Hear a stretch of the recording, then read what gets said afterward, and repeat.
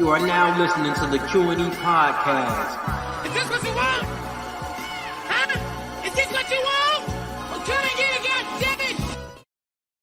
What's up, everybody? You're listening to the Q&E Podcast, and you're here with your boy Q Hicks right now. And I got Edgar on the other line. Edgar, tell the people what's good.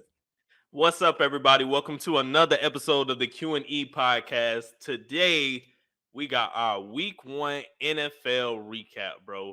Wild as hell. I don't think I ever seen a Week 1 with this much intensity, this many damn upsets. Like, this was a Week 1 for the record books, bro. So we're going to give some of our takes on some of the biggest games from Week 1. We are bringing back 2 Wild Wednesday for this whole NFL season. And y'all know we even get the NBA topics in there because the season starts for the NBA in October. So we're going to have some polls for y'all. We got entertainment, current events, past odds, the whole nine. So this episode is going to be real good for y'all. Yes, sir. And let's dive into it with the NFL Week 1 recap. The first thing we got to talk about is that Thursday night football game, because what the hell happened with them Rams, boy? Hey, the Rams look like some shit, but them Bills, we talked about the Bills. The Bills had a lot of hype coming into this season, and they did what a lot of people expected. A lot of people weren't expecting the steamroll, but they expected the Bills to be really dominant this season. So what was something that really stuck out to you about this matchup? I'll say what stuck out to me was one, the point you made before we had watched the game. The defense stepped up tremendously. Tre'Davious White coming back, Von Miller playing such a huge part on that defense. Like, that defense just completely shattered Matt Stafford. That's a different defense, bro. That's a different defense.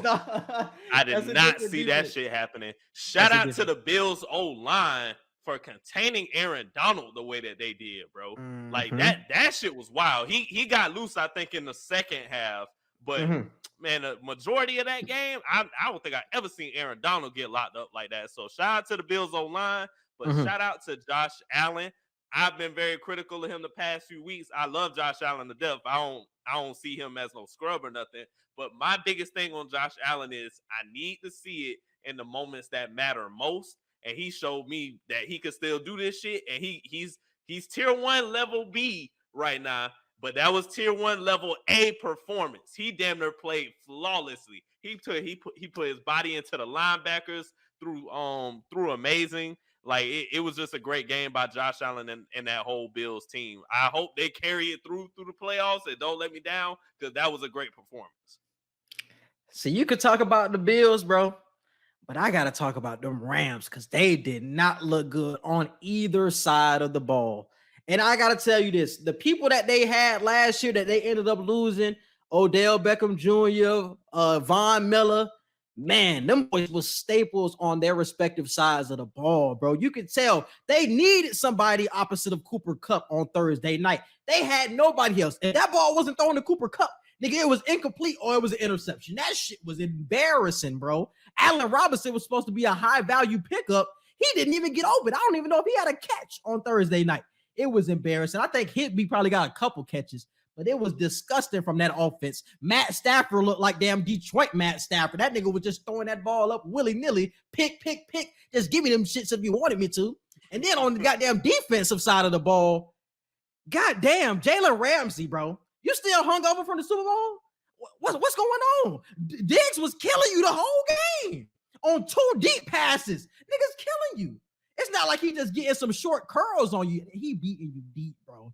It was just an uncharacteristic game from the whole Rams team, bro. And losing Von Miller, going back to your Aaron Donald point, it's going to affect Aaron Donald, because who else does the other offensive line have to respect other than Aaron Donald? We can continuously put 2 on Aaron Donald, and we don't got to worry about anybody else. Leonard Floyd was nowhere to be found. Bobby Wagner was nowhere to be found. All we had to worry about is Aaron Donald.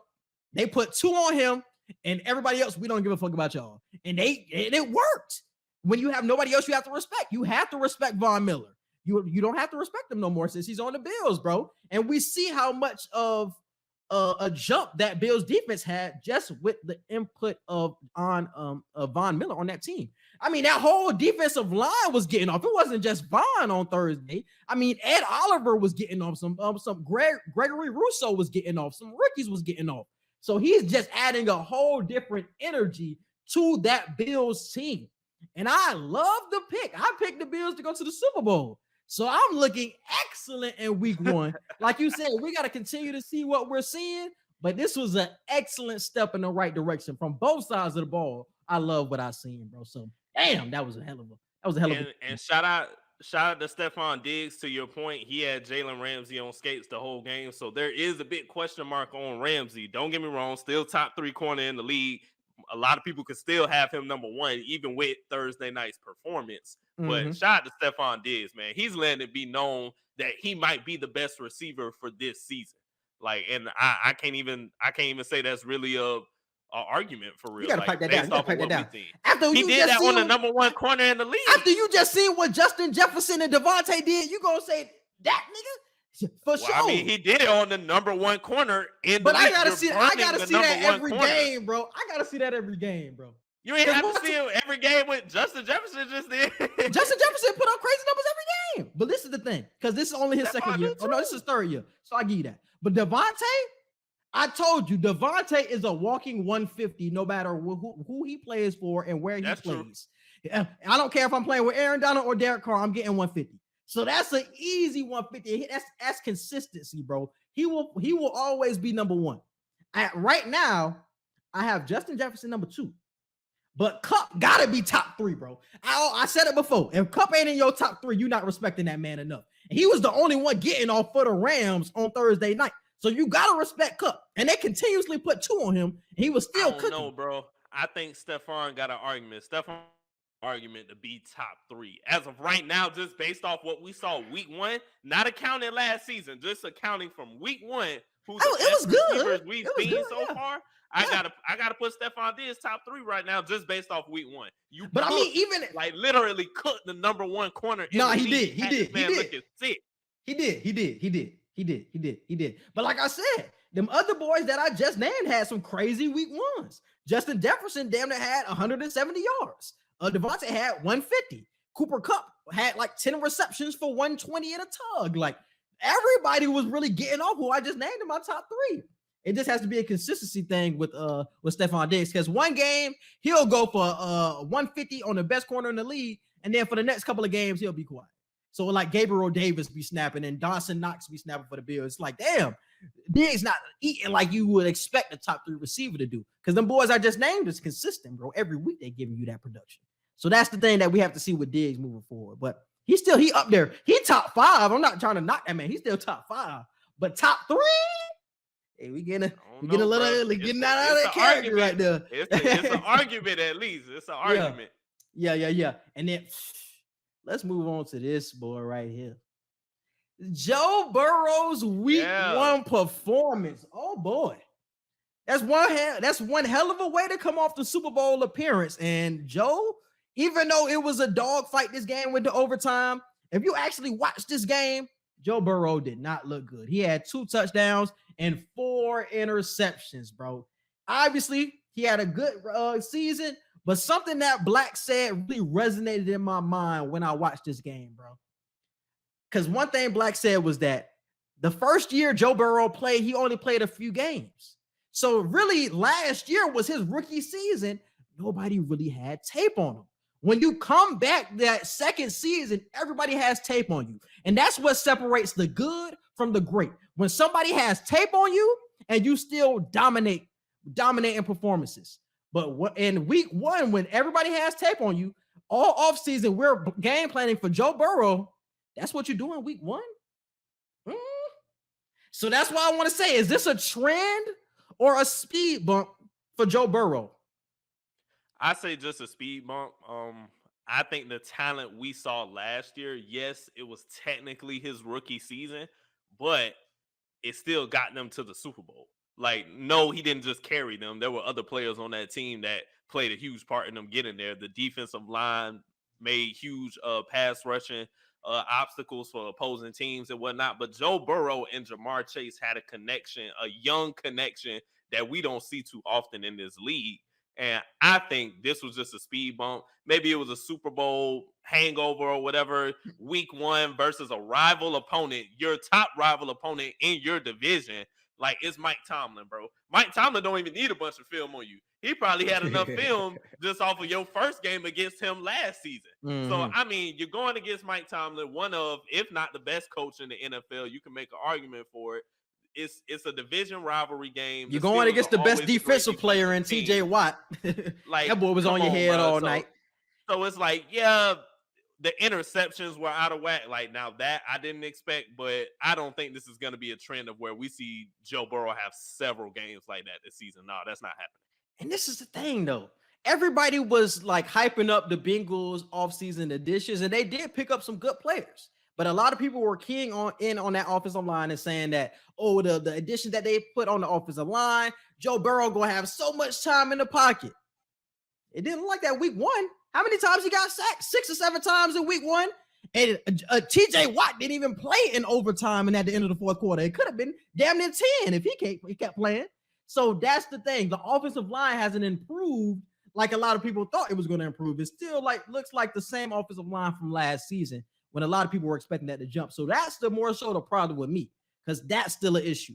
And that's just going to compound the problems when you talk about interceptions, because now you got to rush the ball out of your hands, and now you have to make quick throws when you really don't want to, or make throws quicker than you want to. That can lead to interceptions. And that's something that you just have to look at. Like I said, could it be Super Bowl hangover? I already think the Bengals are going to have a regression this year. I think they overexceeded because a lot of people were not taking them serious until halfway through the season. But I think everybody knows that the Bengals are coming. You guys made it to the Super Bowl. We're preparing for you. Everybody is going to give you their best shot because you just made it to the Super Bowl. So you can't come in half-stepping and think you're finna get a dub, bro. Like, that's not the mindset you got to have. You're going to get everybody's best shot this year, and that's how the Bengals have to prepare now. Y'all not the sleepy team in Cincinnati no more. So that's the adjustment has to be made mentally. Y'all got the talent, but mentally the mindset got to change. I agree, and I don't know who they play. Who do they play next? Look up their schedule for who they play next. But I do agree with their with your offensive line standpoint. Anybody that they play with a top pass rush, like, you're gonna have to play the Steelers again, even without TJ Watt. Bengals play the Cowboys. Like, they play the Cowboys, so that shouldn't be too much of a game where Joe Burrow has to stress. So I imagine he'll have a pretty decent game against the Cowboys for week 2. But if you face a team, like, let's say you go against the Saints, or when you play the Steelers playing the again, Dolphins in a couple of weeks. Like the Dolphins. So it's like and their secondary, really, it may not be their front 7, but their secondary, like, you're going to be facing some defensive powerhouses, top 10, top 15 defenses. So I'm just wondering, is he going to make sure that game 1 was just a speed bump and doesn't turn into a trend? I think although Joe Burrow is not as mobile of a quarterback as we will want him to be, he's going to have to try that at some point in time. Like, I don't think this is the best time to just execute as a pocket passer. Try to do a couple rollouts, couple play actions. He doesn't have to run like Mahomes or Lamar Jackson, but we're going to have to see some type of mobility out of him if his offensive line is going to continue to look like this. I think this is a trend, bro. Not from the perspective of him throwing 4 interceptions every game, but it's going to be way more struggles than last season. So you might see a pick or 2 every other game, but it's really going to come from that offensive line not blocking. So I think this performance is going to be a trend for Joe Burrow throughout the season. Like I said, I think it's going to be a regression. I don't think they're going to be that same team, even though they could still win their division, because their division is still kind of, the Browns don't have a quarterback at this moment. Even though Pittsburgh's defense, because it's like Pittsburgh had 4 picks and they had 7 sacks, and it was a tie game. Like, Pittsburgh's offense was terrible throughout the whole game, but since their offense was terrible, that's the only reason why the game was close. If you was playing a real offense, this would have been a blowout, not even close game. You know what I'm saying? So that's what you got to prepare for. Even though you still win a division, a mindset got to change, because you're going to get everybody's best shot. But I think it's a trend, though, bro. I think it's a trend.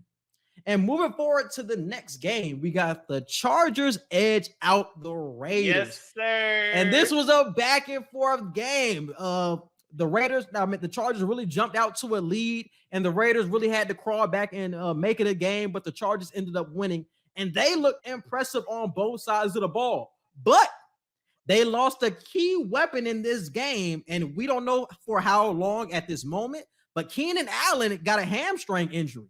So we don't know how long he can be out. So your best wide receiver for Justin Herbert is gone. You still have Mike Williams, but damn, your number one is gone at this point. So I think what we've seen from Justin Herbert is that he can get the job done. Yes, Keenan Allen is gone. Are they just the favorites? In my eyes, I had them as the favorites to win the division. So if I had to impose a question to myself of do I think they'll just win the division now, especially with what we witnessed with the Chiefs of how Patrick Mahomes letting y'all niggas know I ain't lost nan step. I don't know if it's a landslide that they'll win the division anymore, depending on how long Keenan Allen is out. But Justin Herbert, bro, he's too incredible, bro. The way he can play the game so cerebral, and the way he can like have such a great pre-snap read, the way he can just make plays out of no plays, get the ball to receivers in tight spots, bro. Justin Herbert is probably the best quarterback under 25 right now, bro. Like if I really had to, like, because who all is under 25? Is Allen 25? Josh Allen is 25, I believe. Yeah. Okay. Him and Patrick Mahomes are 25. But you still got Burrow now. He might be over Burrow right now. Burrow just got to a Super Bowl, though, bro. Hold on now. Burrow just got to a Super Bowl now. I think right now, Justin Herbert could possibly be over Joe Burrow, bro. I'm just saying. That's tough, bro. I wouldn't take it that far, but I do think Justin Herbert is up there in that conversation for sure.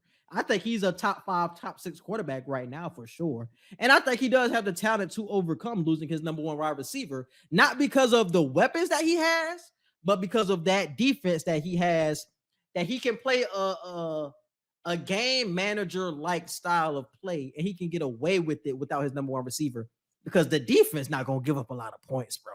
And we've seen it in this matchup. Khalil Mack is back. I don't know if y'all thought he was dead and gone and he was just going to retire. That man is back. And he looked like the Khalil Mack from the Raiders days. And you still got Joey Bosa on the other side. And Derwin James was still knocking niggas' heads off in this game. So, bro, this team, like you said, they're your favorite, but they're scary, period, bro. They're a scary-ass team, bro. So I think that defense is going to play a huge part, way bigger part than I think we thought coming into the season. Picking up J.C. Jackson was another big pickup for them, and he didn't even play on Sunday. So that's an addition that they can look forward to later in the season. But the Chargers, man, I'm excited for what they can become. Flipping over to the Raiders' point of view, it was a kind of rocky game for the Raiders because the defense played solid, but the offense wasn't as explosive as I would have expected. I thought I was going to get more sparks, but we've seen some Derek Carr mistakes that we just see too often with Derek Carr in terms of interceptions that you think he should be overcoming with him being like an 8-year pro at this point. You think he would be over some of the mistakes that he makes. And that's the only thing. I still think he's a top 10, top 12 quarterback, but it's like, man, you have the weapons, bro. And I feel like he still stabs himself in the foot so many times. And I think that it sometimes holds back the Raiders from reaching their full potential because they had chances to win these games, but just like crucial mistakes just killed them, bro. And it was crucial mistakes by Derek Carr. So that's just a question that they have to answer throughout the season of like, damn, like Derek Carr, are you capable of leading this type of team to a Super Bowl? Because how many picks did he throw? Did he throw like 3, 4 picks? I think he threw two. He threw two, but they were crucial. Yeah, so I don't know. I got the same question as you. I'm looking like, come on, Derek. Like we are talking you up to be top 10 on every QB's best day. We've been saying Derek Carr is a top 10 quarterback. Yeah, we're kind of, at least me, I'm giving Burrow the pass of the Super Bowl hangover. No, he threw 3. My fault. Derek Carr threw 3 interceptions. I'm giving Burrow the pass of the Super Bowl hangover, but I don't know what excuse I can give you. Yeah, you played a division game as well, but you're far along in your career, bro. Like you played injured and have had better games than what you just had with this week 1. So I don't know. I'm taking it as a speed bump as well for Derek Carr. I don't think we'll see this too often, especially with Devontae Adams as your number one option. Like you should not be. But Devontae Adams got off and y'all still lost. You know that's what I'm saying. Like, yeah. So it's like it's something that we just have to continue to watch closely throughout the season. And I think we'll find it out sooner rather than later if Derek Carr is capable of leading this team to a Super Bowl. Because that's honestly a lot of even Raiders fans ask that same question of like, is Derek Carr the quarterback to lead this type of team?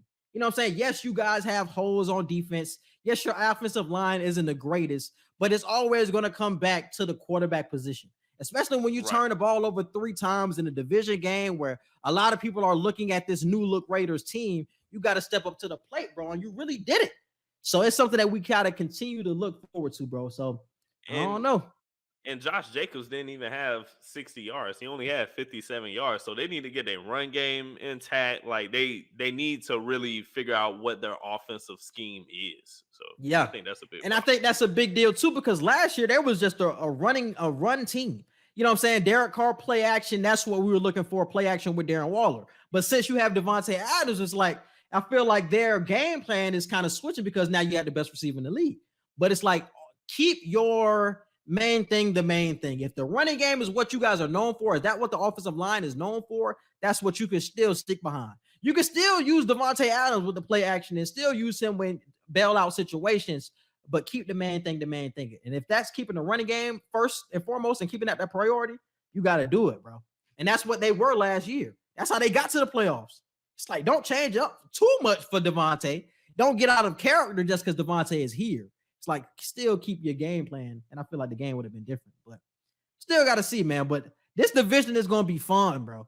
We got the Chargers, the Raiders, like you said before. Mahomes said, I ain't lost shit. I'm still here on you niggas. So that's going to be some shit we got to continue to look at, bro. You know what I'm saying? We seen Russell Wilson and them Broncos lose, but they still going to be a tough team down the line as well. So hey, it's definitely gonna be a fun division. It was a lot of division matchups for week 1. I don't think we've ever had this many division matchups. Chargers, Raiders, what you call it? Bengals we just talked about Pittsburgh. Steelers and Bengals. Mm-hmm. Saints, it was Dolphins. Falcons, it was Dolphins and Patriots. Dolphins, Patriots. It was Colts and Texans. That's 5. Yeah. It was at least one more. It was another one too. I'm blanking on it, but it was at least 5 to 6 division games for the week for the season opener. I don't think we ever seen that. I don't think we have either. It was definitely interesting. But I think the week 1 is all about ratings now because, like I said last week, it was weird that I seen Cowboys and Bucs in back-to-back years because usually you play different divisions every year. You're not supposed to play the same team. Unless they're in your division, you're not supposed to play the same team like back-to-back years. Like, that's weird.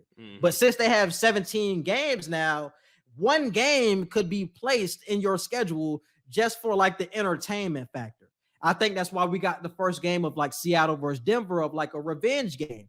That's why we got the first game of like Baker Mayfield versus the Browns, revenge game. And that's why we got the same thing with the Bucs and the Cowboys. It's like that's the highly rated teams. Everybody want to see the Cowboys and everybody want to see Tom Brady go against each other. Like, that's for ratings. So that was like Thursday night football too. Yeah. That's what a lot of these games are for now. The first game is just like for pure entertainment value. And then they're going to get into like the real schedule of like, okay, we played this division this year. We played this division this year. Like, and how it usually is. But moving on to the next game, we're not going to talk about this game for long because I've been hearing too much about them fuck niggas. The Cowboys versus the Bucs. The Cowboys and the Bucs, man. I'm going to let you start this shit off, bro. Go ahead, bro. It really ain't much to say. Honestly, we have to talk about a lot more with the Bucs than the Cowboys. Honestly, with the Cowboys, we already know Dak Prescott out for 6 to 8 weeks. If the Cowboys couldn't even put up a touchdown with Dak Prescott, I doubt they finna do shit 6 to 8 weeks without him. So that's basically the synopsis of their side of Sunday Night Football. But when it comes to the Bucs, bro, I don't know how this O-line gonna stand against all these people we gotta play this season. When is everybody gonna come back? Like, when is Jensen and I don't even know. I think Jensen out for the season. Like, I don't even Jensen know out for the season coming back this season. But the other two. What about Wirfs? What about Wirfs? I'm not sure. Wirfs, I think Wirfs just out for a few weeks. He out long enough to where I gotta worry. I know that. But bro, them niggas got to play Tom Head for sure. This week we got to play the Saints for week 2, and we already know Cameron Jordan and that Saints D line. They don't play, especially we're rivals. They finna try and take Brady head off, and they usually knock y'all head off during the regular season too. That's what I'm saying. So I say the offensive line is our biggest worry. It just made Brady look too uncomfortable. Like Brady got sacked a handful of times, got rushed damn near every play, but our defense stepped up big time, bro. So I have to give our defense a nod with that. Leonard Fournette played decent as well. I gotta give him a shout out. He played good. So Yeah. as far as our weapon, Mike Evans making probably the best catch of his career, scoring the only touchdown during the game. I think the weapons are executing. I think the defense is intact. It's just our O-line is going to make it so hard for our offense to score consistently. And as we get later into the season with these high-power offenses, we got to play. Like, we got to play the Rams. We got to play Lamar Jackson and the Ravens. We know how dynamic he can be. We got to play the Bengals. So Joe Burrow probably going to get loose. Like, we have to play high-scoring teams or at least high-valued offensive teams. So I'm just worrying how we're going to stack up against them when it comes to getting in a shootout. Because if we can't score as much as the Rams and if we can't score as much as the Bengals, like, we're going to be in trouble, even if our defense does what they're supposed to do. So. And that's the thing. That's what I was about to say. Like, the defense is what I will be looking at. They are going to be the calling card this year for this team. And I got to say, Julio looked good too in that first game. Like, Julio looked like Julio in that game. He looked kind of spry. So I was like, even though, because Godwin got hurt in this first game as well, I think he hurt his hamstring, probably because he tried to rush back too quick from the ACL, just like a compounded injury type thing. So we don't know when he's going to come back. But if Julio going to play like that, they'll be all right without Godwin, because that Julio look like Julio. I ain't going to lie. So we still got Scotty. We still got Gage. Like, we have a pretty deep arsenal where Godwin can miss like 3 to 4 weeks and we should still win games. So. But it's really the defense, bro. Like, that's got to be the calling card. Like, the secondary was like a shit down. Like, and that secondary was always young. They just had to mature. Like, even when they won the Super Bowl a couple of years ago, it was a young secondary. So you give them a couple more years of maturing. It's really been the same secondary with Murphy Button, Davis, Winfield. It's been the same secondary, and they're just getting older, and they just look better, more mature, locking shit down. You still got Devin White. You still got Levante David. You know what I'm saying? So it's just seeing a mature team, and they're coming into their own. So that's going to be something that leads them throughout the time that when they're transitioning, trying to figure out on offense. I think the defense has to carry them, and I think they will. So I'm not too worried about the Bucs. But the Cowboys, I wasn't too high on the Cowboys anyway coming into the season. So I didn't have them making the playoffs. So when everybody's talking about, oh, their season is over because Dak is hurt, oh my God. It's like y'all season was over before that shit even started, dog. I ain't even gonna lie to you. Y'all shit was already over, bro. Y'all wasn't gonna beat the Eagles. Y'all not better than the Eagles, bro. I don't even know if y'all better than Washington. Y'all niggas not good. So it's like, come on, y'all lost too much for y'all to be crying about Dak being hurt. Definitely pray for Dak, because we want to see that black brother back on the field. But come on, Cowboys fans, with this unrealistic shit like y'all was gonna make the playoffs this year. Get the fuck out of here. I don't give a fuck who y'all trade for. It don't matter. Y'all still gonna lose, and y'all still not gonna make the playoffs.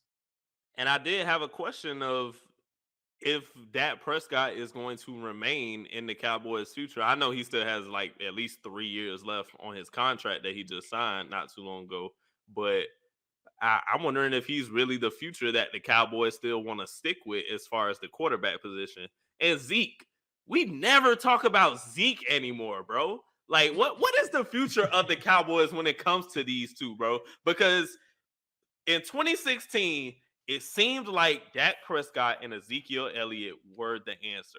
It seems like there was a total culture change in the Cowboy fandom of shit. We might have that team again, or we might be able to build that team again from the 90s, and it just has not hit. And Zeke has gone ghost. I don't even know if Zeke can be labeled a top 4 or top 5 running back anymore. Like, he's not even close. so it's like Zeke is falling off. Don't even hear about him game to game anymore. Dak Prescott facing injuries now consistently. And he's just, even when healthy, he's just not even able to lead the team to victory, even when you surround them with weapons. Like, so I just don't know, bro. I don't know what the future holds for what Jerry Jones is going to do when it comes to those two, because clearly they're not the answer like we thought they were going to be 6 years ago. The thing about Ezekiel Elliott, the contract is the only thing that is holding them back from trading him. I think they're pretty much done with him. I think they're looking to move on, but they paid him so much money a couple of years ago that nobody wants to trade for him because you paid him too much money. I think his trade value could go up over the next couple of weeks because you have to run the ball. Even if you trade for another quarterback, your quarterback doesn't know the system. You got to really lean on the running game. So I think we could see his trade value come up. I think we can see more carries for him. I think that would be a good thing for him and confidence-wise. But right now, Zeke is just like out of it, bro. He's just out of it. But I think Dak Prescott is the Dallas Cowboys at this point. I think Micah Parsons is definitely the future, but Dak Prescott will definitely be their quarterback for the next 4 or 5 years, bro. He definitely is. Because nobody else is really respected on that team, bro. Like, if you ask a Cowboys fan, like, who is the culture of the Cowboys right now, they'll tell you that. Who is the leader of the Cowboys? They're going to tell you that. Like, everybody else on the Cowboys, except for Parsons, is expendable, except for Dak. Like, Dak is the centerpiece of this whole squad, bro. So they cannot get rid of him. Everybody else can go, and except for Parsons, but Dak is the centerpiece, bro. So, and I think that's how most Cowboys fans feel, and I think that's how the front office feels as well. Like, he's the leader. Even though he gets injured often, he is the leader of this team. Shit, 4-5 years from now, it'll be some crazy shit. The Dallas Cowboys select Arch Manning, the number 1 pick of the 2020-something NFL draft. That would be crazy, bro. That's the only way I can see them, like, because any quarterback currently in the league right now, like, I agree with you. I don't see them just trading Dak. But by the end of his contract, I think 2025, 2026, he's a free agent. That's around the time that Arch Manning, I believe, will be eligible for the draft. So if the Cowboys want to put their sets on them, put their eyes on him, rub shoulders and rub elbows with the Manning family and, like, really try to set That's that what up. I said. I would not be surprised. Because if y'all y'all know that, some shit, bro. If y'all know that Eli Manning situation, Eli Manning forced his way to New York. He was supposed to get selected by the Chargers back in 2004, but they held out and had made him go to the Giants. They could do the same thing with Arch, where it's like, okay, I like Jerry Jones. I want him to play in Dallas. I want him to play in this type of market. All right, we're going to maneuver some shit so he plays here. We've seen it before. There's no reason why it can't happen again, especially with a high profile name like that. Yeah, bro. You and Manning, you can damn near make anything shake in the NFL. You can make anything shake, bro. Do you know who your uncles are? Yeah, you can make anything shake. Yeah, you can make anything shake. You know who your granddaddy is? Like, that's what I'm saying.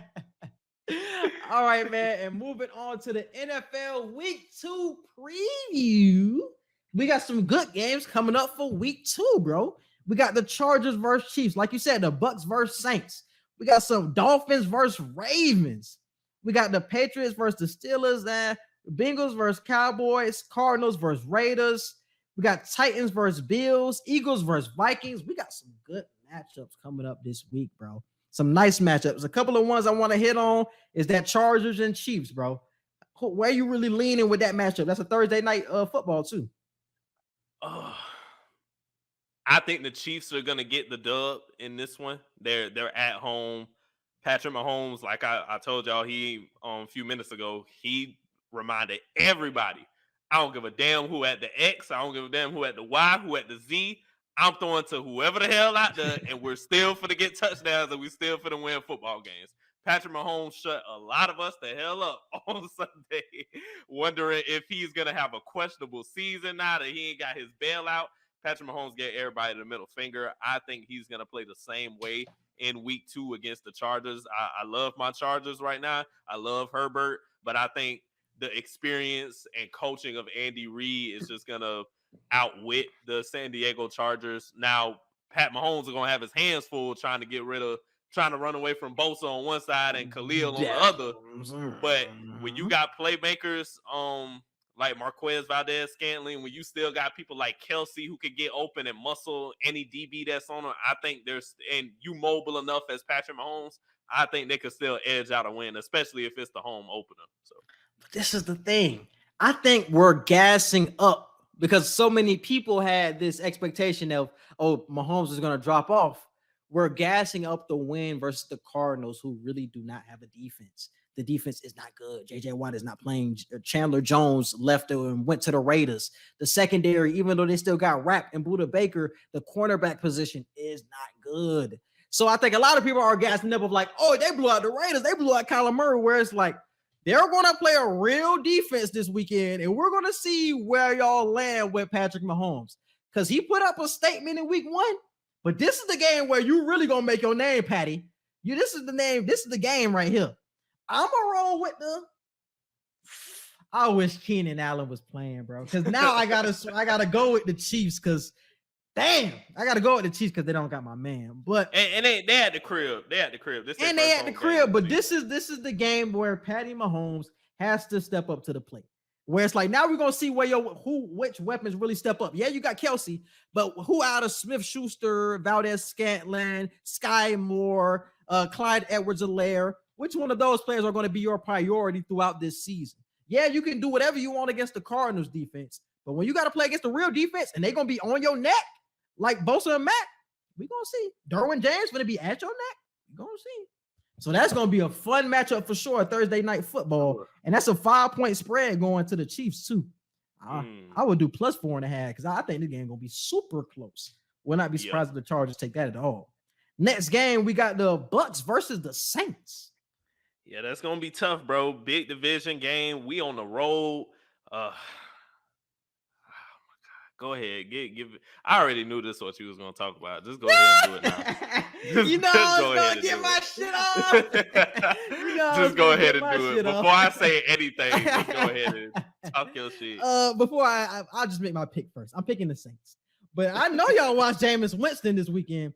Y'all can't act how y'all want to act. A lot of people are throwing this shit to the curb because he played against the Falcons, but they was down by 16 in the fourth quarter. Nobody said anything. My man wasn't even looking that good. Offensive line wasn't even blocking for him. But I tell you something. Those last 3 drives, Jameis Winston played like a top 10 quarterback. Him and Michael Thomas had that connection. Him and Jarvis Landry and Chris Olave got on the same page in that hurry-up offense. That's all I'm going to say. I've already said that the Saints are my Super Bowl prediction. But I really just felt good looking at that game really develop against the Falcons. It's the Falcons. So I know you're going to say it's the Falcons. They're supposed to win this, that, and the third. But you got Mike Thomas coming off of injury. You got Jameis coming off of injury. They had to get over some rust. But Jameis Winston was throwing some lasers in there, bro. And he got into a groove throughout that game that really impressed me. Because I think he had a stat line of like 13 of 14, 216 yards and like 2 touchdowns in the fourth quarter alone. That was his stat line. Like he was completely cooking in that quarter. You know what I'm saying? I think they would just improve on the chemistry because Mike Thomas has not played in the preseason. He hasn't practiced this year. So they really haven't had any time for like, you know what I'm saying, catch and practice or anything like that. So I think that will obviously expand throughout the season, but I'm rocking with the Saints now. I'm making the logical prediction. I'm picking the Tampa Bay Buccaneers. If you want to win whatever bet you got this week, please pick the Buccaneers. You will go with the Saints and the Saints at the crib too. The Saints at the crib. I'm going with the Bucs. Yeah, I can't really say too much. Jameis did play well when it mattered. He didn't play great the whole game, but he did play great when it mattered and did win the game for them. Yeah, it was against the Falcons. We know the Falcons are known for choking, but he still had to get it done at the end of the day. So I will give him some type of credit. Because I was about to say, y'all would have been talking crazy if they would have lost. Y'all would have been like, oh, look at this. Oh, yeah, for sure. I was talking crazy. I was talking crazy at halftime.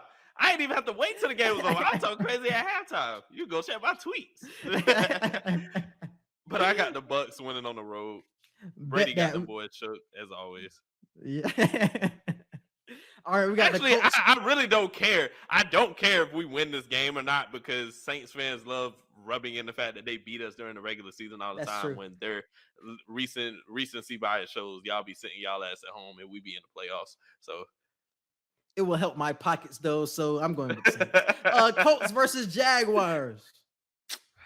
Goddamn Colts. The only team, man, tying up with the damn Texans, bro. Oh my God. Like, talk about a team that just couldn't get the job done. I'm picking the Colts to win this game though. Like it's the Jaguars. I don't care what y'all say in the group chat. Y'all said the same shit last week, and them Jaguars had y'all niggas on the ropes. Who won? Who won? Y'all niggas was sweating. Y'all was on the ropes. Who won? Who won the game? The Commanders won the game, like we said. The Jags are gonna let y'all down again unless Matt Ryan just fucking fold again. But I got the Colts winning on the road. Man, because this was a game where it's like, I don't know if Houston is better than I think, or if like the Colts are just worse than I think. I really don't know. Because I do like the Jaguars, bro. It's like I want to pick the Jaguars, but it's like for like money reasons, like it's not a smart decision. So it's like I'm gonna go with the Colts. I'm gonna go with the Colts, but I do like the Jaguars though. Shout out to Shaquille too, bro. Bro, they was on his head on Facebook, bro. Somebody said, cause I guess he was getting burnt during the game last week. He was. Somebody said, nigga, you been with Tokyo Jets all summer. You ain't did damn bit of training. I was like, damn. That boy was on IG all year. Oh shit. I was like, damn, that boy neck. All right, man. Commanders versus Lions. The Lions almost proved me right, boy. Facts. Talk about a team that almost did it. I told y'all, bro, the Lions are a team that you can't just sleep on. Yeah, they might not win that many games during the season, but they're gonna shake a couple nigga boots now. They're gonna make a couple niggas shaking their boots while they playing. Yeah, I'm like, when it was like 24-14, I'm thinking the game over. DeQuez like they're only down by 3. I'm like, what? I was gonna talk so much shit if them Lions came back.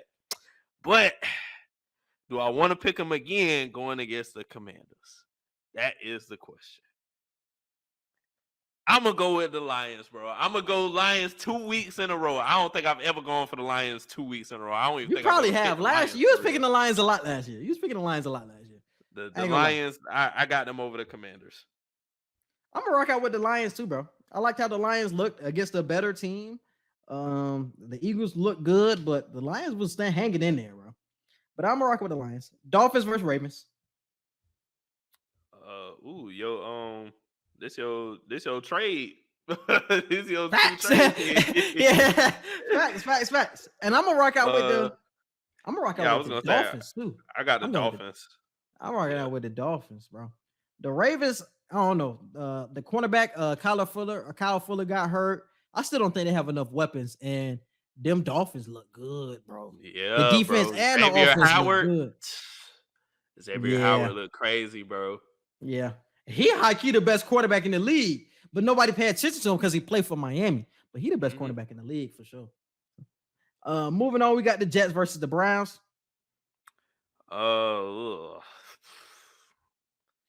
Damn. The Browns beat the Panthers, which I honestly didn't see happening. But I got the Browns. Yeah, I got the Browns, bro. It's the Jets. The Jets have Flacco starting at quarterback. Yeah. The Jets got Flacco at quarterback. I got to choose the Browns. I have to. I refuse to pick Joe Flacco. All right, moving on. We got the Panthers versus the Giants. The Giants got a huge win in week 1. Boy, talk about a team. That might have been the most impressive team out of week 1, bro. Because I love the fact that them boys went for 2, bro. I couldn't even be mad at that shit. I was like, bro, week 1, you ain't trying to play it safe and just go to overtime. Them boys said, no, we going for the dub. And them boys got it. Shout out to Saquon Barkley, bro. We know your career been dying in New York, but you trying to revive that shit a little bit. But I picked the Giants, bro. Baker Mayfield stunk it up. Talk about being funky. That boy stunk it up week 1. I got to go with the Giants. Baker was looking good in second half. He was the reason they was in that game, boy. Yeah, Baker was getting loose. I have the Giants. Baker was getting loose. I'm not going overboard off of one game. I'm going to keep it simple. I'm going with the Panthers. They look good against the Browns. I'm going to just go with it. The Titans, I don't know what happened. Tanny Wagon, I have no excuse. They folded for sure. But I'm going to go with the Panthers. Patriots versus Steelers. Steelers. Yeah, for sure. Well, yeah. Damn. Steelers. Because the Steelers don't have no offense, bro. Damn. The Steelers ain't got no offense. Fuck. That defense, though, bro, they finna have that defense Matt Jones. Is crazy. Yeah, I'm gonna. They finna have Matt Jones looking sick. Yeah, I told y'all. Hey, I told y'all coming before the season. Them boys gonna be last in the AFC East. Mark my words. They're gonna be underneath the Jets when the Jets get their quarterback back in a few weeks or in a couple weeks. Y'all gonna see the real. Y'all gonna see the real.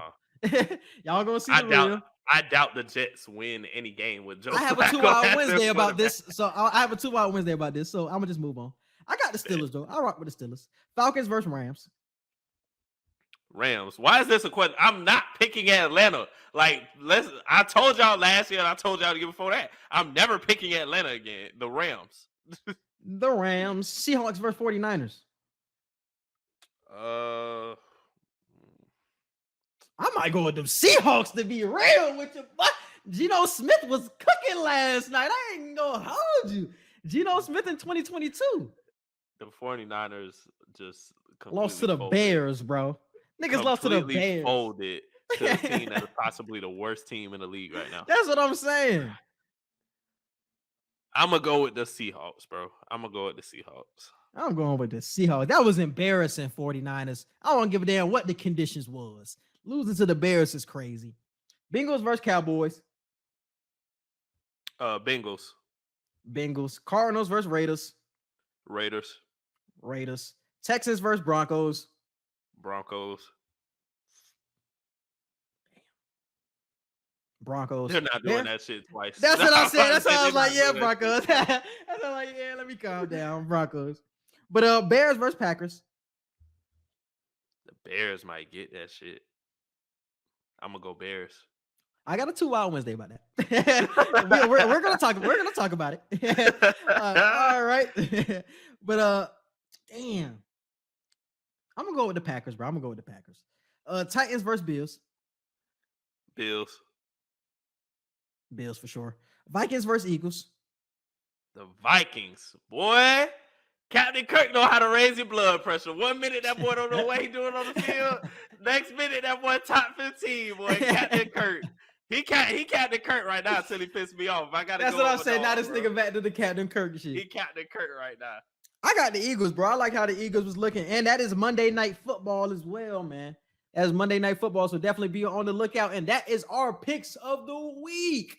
Now, let's move on to the college football week 2 recap. We had a couple of exciting matchups in this first game. And we had number 1, Alabama, was on the line for that number 1. I was like, hold on. Nobody expected number 1 Alabama to be going toe-to-toe with Texas. But Texas gave them boys everything they could handle. And the question that I had about this game is that, is Alabama slipping or is Texas really back? I would say more so Texas is back than Alabama's slipping because Alabama hasn't shown me anything from recruiting over the offseason that they can't still get in top recruits. They still got Nick Saban as the coach. Bryce Young, Heisman candidate, still playing elite. Like I don't think Alabama is falling off at all. I think Texas is letting people know, hey, we here. Like we're in the SEC. Like we here. Like we're gonna be one of them teams that y'all really got to look out for now. So I think the fact I'm not gonna sit here and be one of the people that say that call that referee. I think that shit was a safety. I don't give a damn what it was what they say. It was a safety. But I don't think that would have meant Texas would have won the game.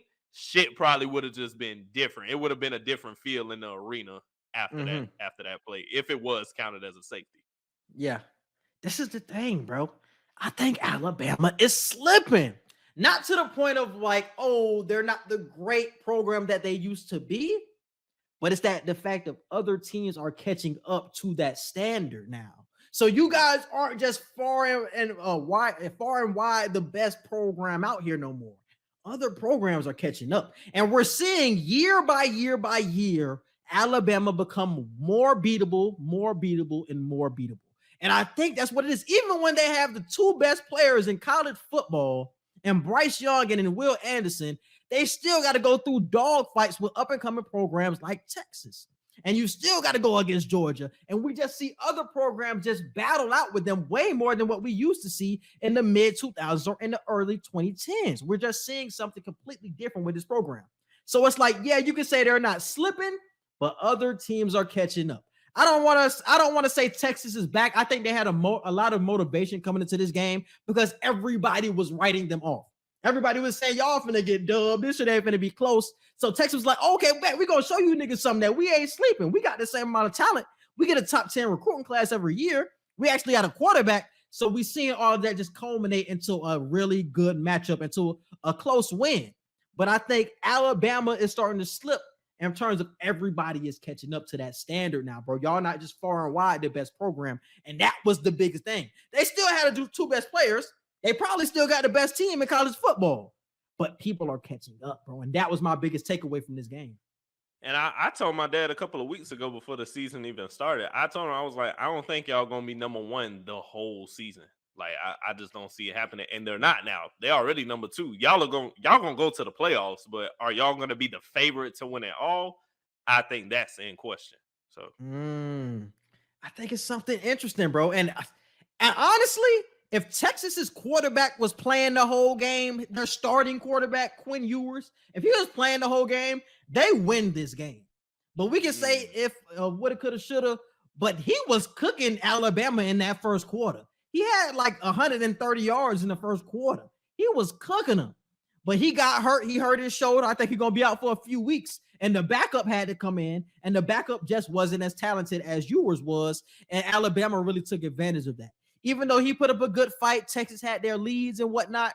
It just wasn't enough. But I think if Texas had their starting quarterback, they win this game and really shock college football, even though they were close already. But that was one hell of a game, bro. One hell of a game. But it was always an underlying sense of like, Alabama has this. I never felt scared that they were going to lose because it still felt like they still had the 2 best players in college football. They're going to pull this shit out somehow. It's Alabama at the end of the day. You know what I'm saying? Yeah. Whether it was the refs or whatever, however they were going to win.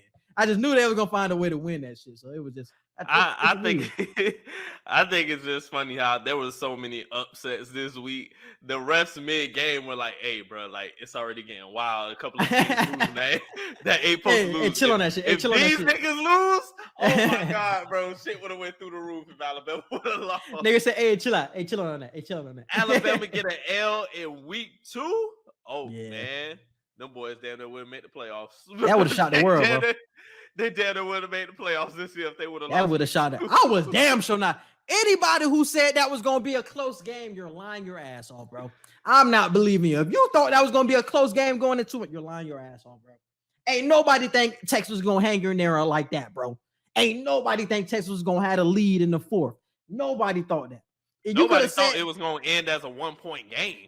Nobody. You could have thought it was going to be under 2 touchdowns. Like a 2-touchdown win for Alabama. But nobody was thinking it was going to be a dog fight to the end. You're lying to yourself. And that's why they almost shocked the world, because nobody was going for them boys at all. Even their own fan base was like, I just hope we keep it close. Shit, that's all I want, a close game. Like, even their fans were saying that. So they got a good-ass surprise when them niggas was actually winning in the 4th. So that was one hell of a game, though. But Texas got some talent, boy. Bijan was showing his ass. Like I said, if that quarterback was healthy, they would have won that game, bro.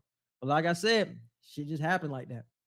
And let's move on to some other games in college football. We had some huge upsets, like Edgar said earlier. We had Appalachian State beating number 6 Texas A&M. We had Notre Dame losing to fucking Marshall. And then we got USC dominate Stanford. Man, I'm going to start off with that Notre Dame game.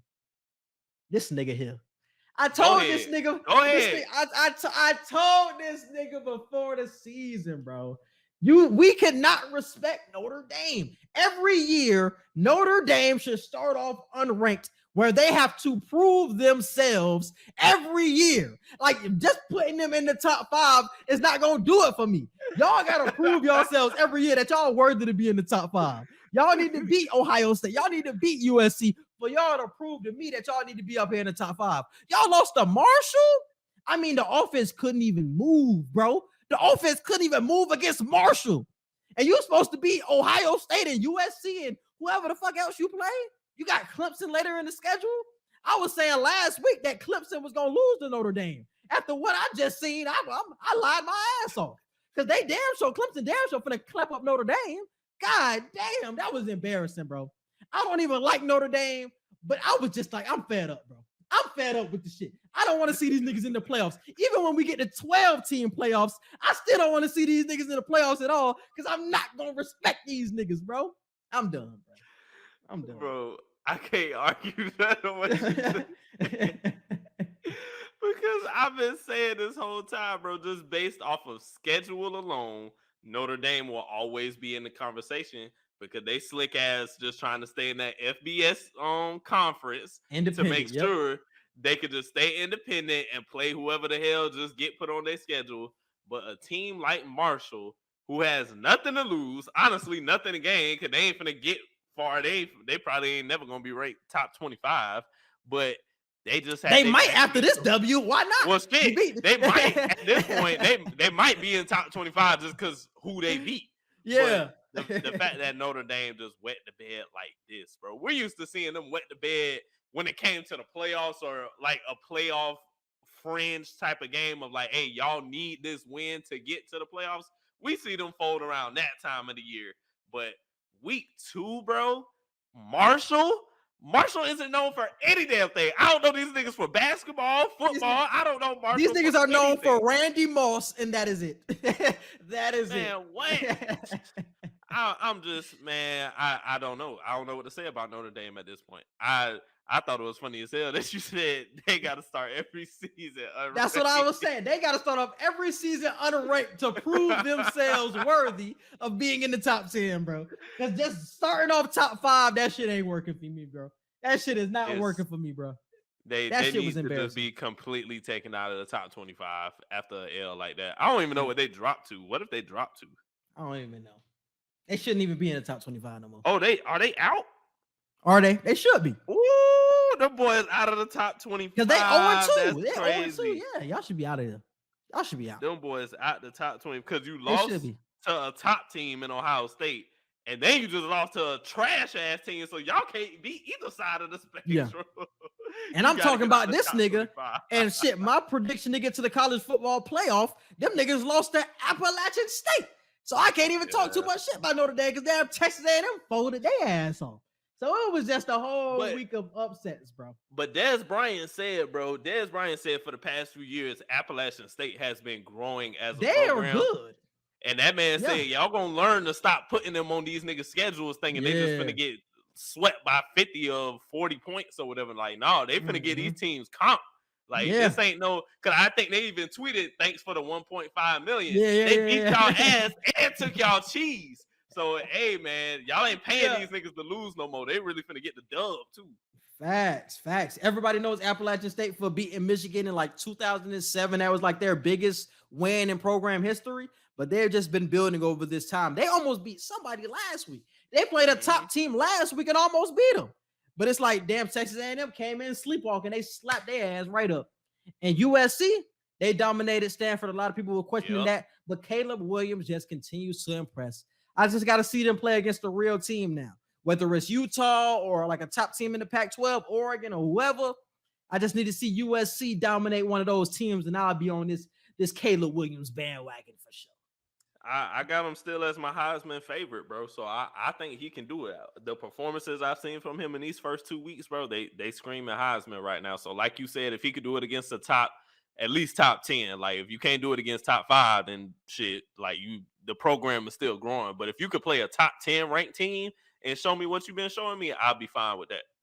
And it's crazy about like the Heisman, like, excuse me, like Bryce Young had a couple of Heisman moment type of plays in that Texas matchup too. Even though it was a close game and a lot of people thought it was going to be a blowout, he had some Heisman moment, bro. And he showed why he's the best player in college football, quote unquote best player, arguable type of thing. But he showed his ass in that game. Without him, they not winning that shit at all, bro. He showed his ass. So definitely shout out to Bryce Young too. And speaking of Heisman contenders or people who thought he was going to be a Heisman contender, the AR-15 switch up. If you don't know who AR-15 is, this is Anthony Richardson. And y'all and this is why I was gonna knock your head off. This is why I told you before the pod, bro. Cause you was doing all this goddamn tweeting talking about I told y'all not to believe in Florida, I told y'all about Anthony Richardson, he wasn't gonna be like that. But you said last week he was gonna be a top three Heisman contender. And now I said that was up. our only highlight of the season. I said that was gonna be our only highlight. But no, you done switched up and said he ain't gonna be Heisman. That nigga ain't shit. Or the Florida ain't gonna win. So it's like you don't change your whole tune. How about my nigga? I literally didn't. Like, no, you didn't. You said he was gonna be top 3 Heisman. I say he was gonna be top 3 Heisman. I didn't agree with the fact that people were saying he's gonna be better than Tim Tebow and he's reminiscent of Vince Young. That's why I drew the damn line. I was like, no, bro, he is a good quarterback and he has a chance to be top 3 Heisman contender this year. But that does not mean the number 15 he's wearing is any type of relevancy to the last number 15. That is damn sure not the situation. And I'm mad. First off, I'm mad as hell Tebow gave him permission to wear the damn number because he ain't even show no reason to wear the damn number. Like, it's just Florida's problem, bro. We need a damn quarterback, and it's not working in-house. Until we really recruit a top 5, not top 5, well, yeah, top 5, but a 5-star QB in the nation, we're not winning shit, bro. We can have weapons galore, but until we just fix that quarterback spot, I don't know what the hell is gonna happen, bro. We honestly don't got weapons galore. Our weapons are not that good. No, I'm saying like even when we did have weapons galore, but we even when we had Trask, like we just didn't have a full complete team. Because when we had the offensive juggernaut with Trask and Pitts and Tony and them, our defense was sleeping.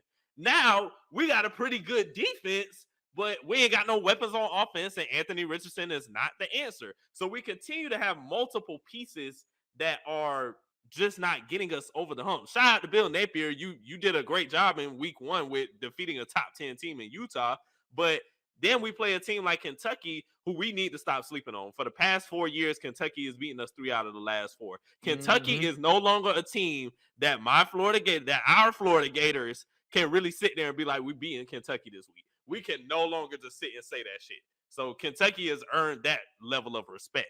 But I think until we get a top recruit at quarterback and really get in more like a real top 5 recruiting class, we're not finna do shit, bro. I don't even think we're ever in the top 10 when it comes to recruiting any year, bro. No, not in a long time, bro. Since Urban Meyer. We can't be outside of the top 10 in recruiting every season and expect to go to the playoffs and expect to have a successful season. It's just not gonna fucking happen. This is the thing, bro. I think Anthony Richardson can still be the guy. Did that nigga have a terrible game? Hell yeah, that's the worst game I've. That shit was high-key worse than Emory last. That nigga played terrible, bro. That nigga couldn't hit anybody. That nigga was throwing picks wherever the fuck. I mean, damn. Even when he throwing checkdowns, that was one of the worst games I've ever seen. But like I said, the talent is there. Y'all just got to work with that nigga, bro. Because like I said last week, he got the talent, but the IQ not there, bro. He just has to play more football. Huh? The accuracy ain't there either. I think the accuracy can be improved. And this is the thing. You can't not have IQ and not have accuracy. I don't get that. He just has to play more games, bro. That was only his second start ever. He has to play more games. We have to work with him. See, because now we're starting to get the mindset of like a Florida team that its expectations was like, oh, the college football playoff. When our expectations should be on a rebuild. We should be trying to grow with Anthony Richardson. We judging him like we were supposed to be these world beaters when we were not. This is a rebuilding season with a quarterback who is young as hell, who doesn't have any starts. We just have to work with him. We have to go through the growing pains. This is why we wanted Anthony Richardson to start last year so he can knock those growing pains off last year. But Dan Mullen was doing all that bullshit with Emory. So now we got to go through the growing pains now. But he still has to learn how to play the game of football, bro. This is only his second start. His first start was amazing. His second start was ass. But this is the thing. That's what's going to happen in your first year, bro. You're going to have some ups and downs, but you just got to go with it in your real rebuilding season. We got to stop having these expectations like he was supposed to be this guy. We got to work with him. We do. I ain't expect him to just be this guy. Even last year with him playing backup, it's like we are able to see when quarterbacks just naturally have it and quarterbacks naturally don't. Like, I don't think it takes an ample amount of starts for you to for us to see if you can really do the shit or not. Kyle Trask, from the moment he stepped on the field and was labeled the quarterback of the University of Florida, the man played great. He showed that I don't know if he best. played great. He had some good moments. But throughout that first season, he did have some ups and downs. We won, what, 9 to 10 games that year? After we losing didn't win our every game. quarterback? Like I said, we had ups and downs throughout that season. That's not ups and downs. We only lost 2 to 3 games. That's not. But like I said, we had ups and downs. We had a good ass team. Ain't like Trash got to do every goddamn thing. This team ain't nearly as talented because we rebuilding, bro. This team is not nearly as talented. Who is our wide receivers? Name them. I don't even know. Shit. I don't know who them niggas are. Henderson, that nigga slow as hell. We got some white boy playing wide receiver. You know that's not a good sign unless your name Cooper Kupp. Come on, man. Come on, man. We got to get some goddamn talent everywhere. If you saying we got to get a 5-star quarterback, I agree with you. We do need to get that because he's going to go to the NFL. But we need other pieces too. I do agree with you. That's why I said we can't not have a top 10 recruiting class. Yeah, exactly. We don't have any offensive weapons, and our defense is pretty stout right now. For an SEC defense, we up there for they solid. They didn't look good in week 1 though. Week 1, they was getting ran through. They ain't look that good. But shit, I'll take an SEC. I'll play us playing good over an SEC number 20 team over a Pac-12 number 17. I'll take that performance over that performance any day. But this is what I'm saying, bro. We should just be prepared for the growing pains of Anthony Richardson. Like, we shouldn't be just jumping on the man like, you trash ass nigga. Because like I said, this is his second start, bro. He will continue to get better. Will his accuracy improve? That's something that we just have to see. But I know with the more games he plays, he will start to make the correct reads. He won't make those dumbass mistakes that he's making now. So we have to lower our expectations. Because like you said, our expectations should be 7 wins to 8 wins. That's what their expectations should be. So why are we grading him like, oh my goodness, you lost. Oh my goodness, you didn't look good. When our expectation should be at 7 wins. Before the season, we predicted them to lose the first 2 games before the season. So why are we mad at him for losing to Kentucky when we predicted it before the season? Everybody's up in arms. I'm mad at the fans who big talked him to saying that he was going to reach these expectations. That's honestly why I'm mad. Like, that's honestly why I went to Twitter the way I did, because it's like, no, y'all are calling this man the next Tebow, the next Big 15. Y'all are saying he's the second coming of Vince Young. It's like, bro, we are in a rebuild period. We are. Do not put that type of label on this man, no matter whether we think he's good or not. Like, well, I mean, no matter whether I think he's good or not, like, I wouldn't put that label on him. Even if I did think he was that level, our team just, because what if he was a 5-star recruit right now? We still have to have weapons. Like, he still has to have somebody to throw the damn ball to. Now, I ain't gonna lie. ETN little brother, Trevor. He was getting loose. That boy's solid. So our running game gonna help him a lot. Yeah. And with him being a freshman, he gonna be there for the next 3 years. Yeah, that shit gonna be tough. But I just think, bro, right now, I have such harsh comments the way I do because I'm trying to show everybody that we don't need to be big talking him like this, because all y'all are gonna do is just make his case look worse. The more y'all say he's on this level of talent and does not play to even half of that, that's just gonna hurt his case. Like, y'all are gonna look stupid as hell throughout the entire season saying this stuff. So that's all I'm saying. Lower the damn expectations. We are not making that dream of making the college football playoff, that left when Dan Mullen left. Them 3-4 years that he was there, we had 2 solid years where we could have did the shit, and we didn't. Like, now we going back to the drawing board. So all that rah-rah shit, I'm just trying to talk down to UF fans that think we got a chance. That shit is out the window at the moment. It is, though. It is, bro. It's a rebuilding season. I'm still with Anthony Richardson. He just got to grow, bro. Like I said, this is that man, second start. I'm not going to trip on Anthony Richardson. I'm really not. All right, man. Now let's make some college football week 3 picks. So what games we got? What ranked matchups we got? We got BYU versus Oregon in a 12 versus 25 matchup. We have Miami versus Texas A&M. Miami could get a big W because Texas A&M is favored, and Texas A&M is at home, but Miami been looking pretty solid in their first 2 games as well. Yeah. So that's kind of interesting. That's the only those are the only 2 ranked matchups right now. I like BYU over Oregon. I ain't gonna lie, I like Texas A&M over Miami. Ooh, another game I like is I like that Oklahoma and Nebraska game. That shit gonna be good. I got Oklahoma winning, but I think Nebraska gonna get them boys a run, and Nebraska at home too. And Nebraska just fired Scott Frost too. Them boys got that boy out the door. So it could be like an energy because usually after you fire your coach, like the team plays better after they fire their coach. It's always and Penn State play Auburn. Ooh, that's gonna be tough. So I got Miami beating Texas A&M, bro. I'm rocking out with Miami. I think that could be a big W, even though Texas A&M lost to Appalachian State. I think that could still be a big W for Miami. And I'm going with BYU, man. Even though that Oregon is at home, just seeing Oregon get smacked on national television, that shit is still replaying in my mind. So I'm just not going to pick them for right now. I'm going with BYU. I've seen a couple of BYU games too, so it do look pretty solid. And all of these other games, I really don't see any other upsets from these other games that I'm looking at currently.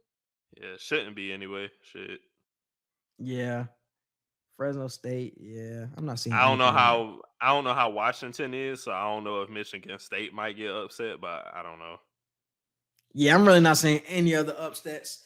Georgia versus South Carolina. That's another game. That's an SEC matchup, but Spencer Rattler. I think that's the only reason I'm mentioning that game.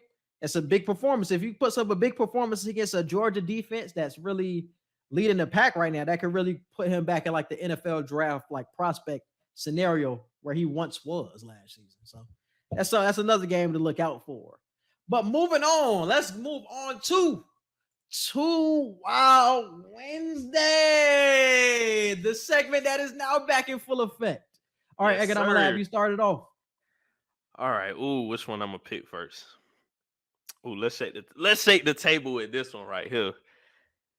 The Saints should trade Jameis Winston for Lamar Jackson. Too wild or not too wild? How the fuck? How did we get here? how did we get here? Nah, bro, you got to give me some context, bro. Because you just traded one nigga for one nigga. Obviously, I'm going to say, yeah, trade Lamar for Jameis for sure. But why? I mean, obviously, it's not going to be a face trade. But that's what I'm saying. Like, why would he be traded for Jameis? If you're the Saints, you're definitely trying to trade for Lamar Jackson. I would want picks. Like Jameis, you're gonna get picks. You're gonna get picks. If you're giving up Lamar Jackson, you're gonna get Jameis Winston and several picks. Jameis Winston is not going to be your future if you're the Ravens. It's Lamar Jackson. I would still make the deal, bro. It's because not like Lamar Jackson's a better quarterback for sure. You gotta think. Jameis Winston's contract. He's a free agent in 2024. You will only have him the remainder of this season and all of next season. If you even want him to be the starter or not, you'll just have him for one more season and his contract's done. You can draft for a quarterback with the picks that you'll get with him. And then if you're the Saints, you get Lamar Jackson to throw to Jarvis Landry and Michael Thomas, and you got Alvin Kamara in the backfield. That shit would be crazy, bro. Like, just imagine Lamar Jackson in New Orleans with that offensive arsenal and the defense that they always have, which is always stout. Bro, the NFC South will have two juggernauts. And you got to think, if you're the Saints, Brady finna head out, so the Bucs going to be in a rebuild soon. Bro, I'm telling you, if I'm New Orleans, I see what's going on in Baltimore, how they ain't finna pay that man what he want. Oh, yeah. Here you go. Take Jameis Winston. We'll give y'all about 4-5 picks and give us Lamar Jackson. Our future solidified. Y'all can go ahead and rebuild because y'all ain't helping the situation anyway what Lamar got going on. Bro, it's a win-win, bro. You're the Ravens and you get to rebuild how you want. And you the Saints. I just don't like that you put Jameis in this equation because I don't think he's necessary. I don't think Jameis is necessary. It's the fact that you said, should Jameis be traded for? That's what really threw me off. But obviously, Lamar Jackson is a better quarterback than Jameis. So obviously, I'm going to say yeah. So I say not too wild. The Saints should trade Jameis Winston for Lamar Jackson. Not too wild. I still don't like the Jameis Winston point, but all right. All right, moving on to mine. We got Jalen Hurts will be a top 3 quarterback in the NFC. Too wild or not too wild? And think about the quarterbacks in the NFC. Because he gonna be over y'all boy too. He gonna be over y'all boy this year too. Aaron Rodgers, Hurts finna be over him. Too wild.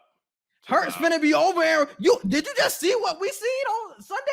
You better look out for Captain Kurt. Shit, Huh?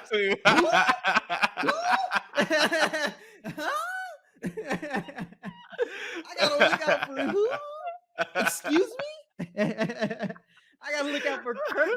that's who the threat is?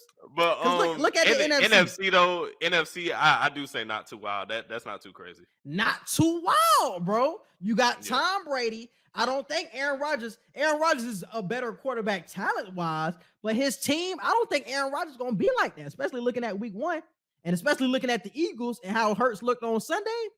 I'm saying not too wild. I think Hurts is going to be up in that.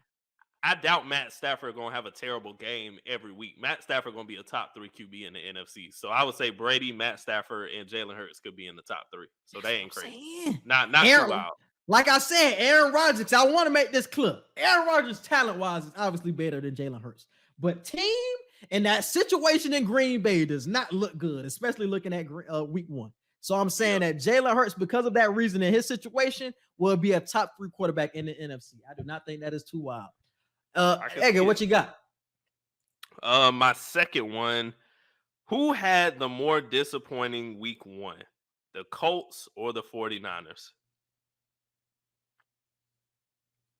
I would say the 49ers. Surprisingly, I would say the 49ers because we had such not high expectations, but we had expectations that you guys can at least take down the Bears, where a lot of people think they're going to be the worst team in the NFC. Like, y'all can at least get off to that big of a W where the Lance confidence can at least go up. But just losing to the Bears is such it's a setback to me. Even though that was only his first start, I feel like that's a setback in the wrong direction because more questions will continue to be asked, I think, now about Jimmy G. Jimmy G is still there and still lingering. Jimmy G still has a 70% winning record with the San Francisco 49ers. We can talk about his talent and how he always folds, but he always wins with the 49ers. That's something that you can never question about Jimmy G.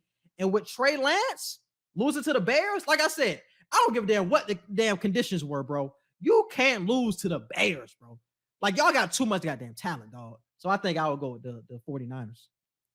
I would go with the Colts just because Matt Ryan has been deemed this player of he was just in Atlanta. He was just in a bad situation. If you put him on the right team, it'll be a totally different story.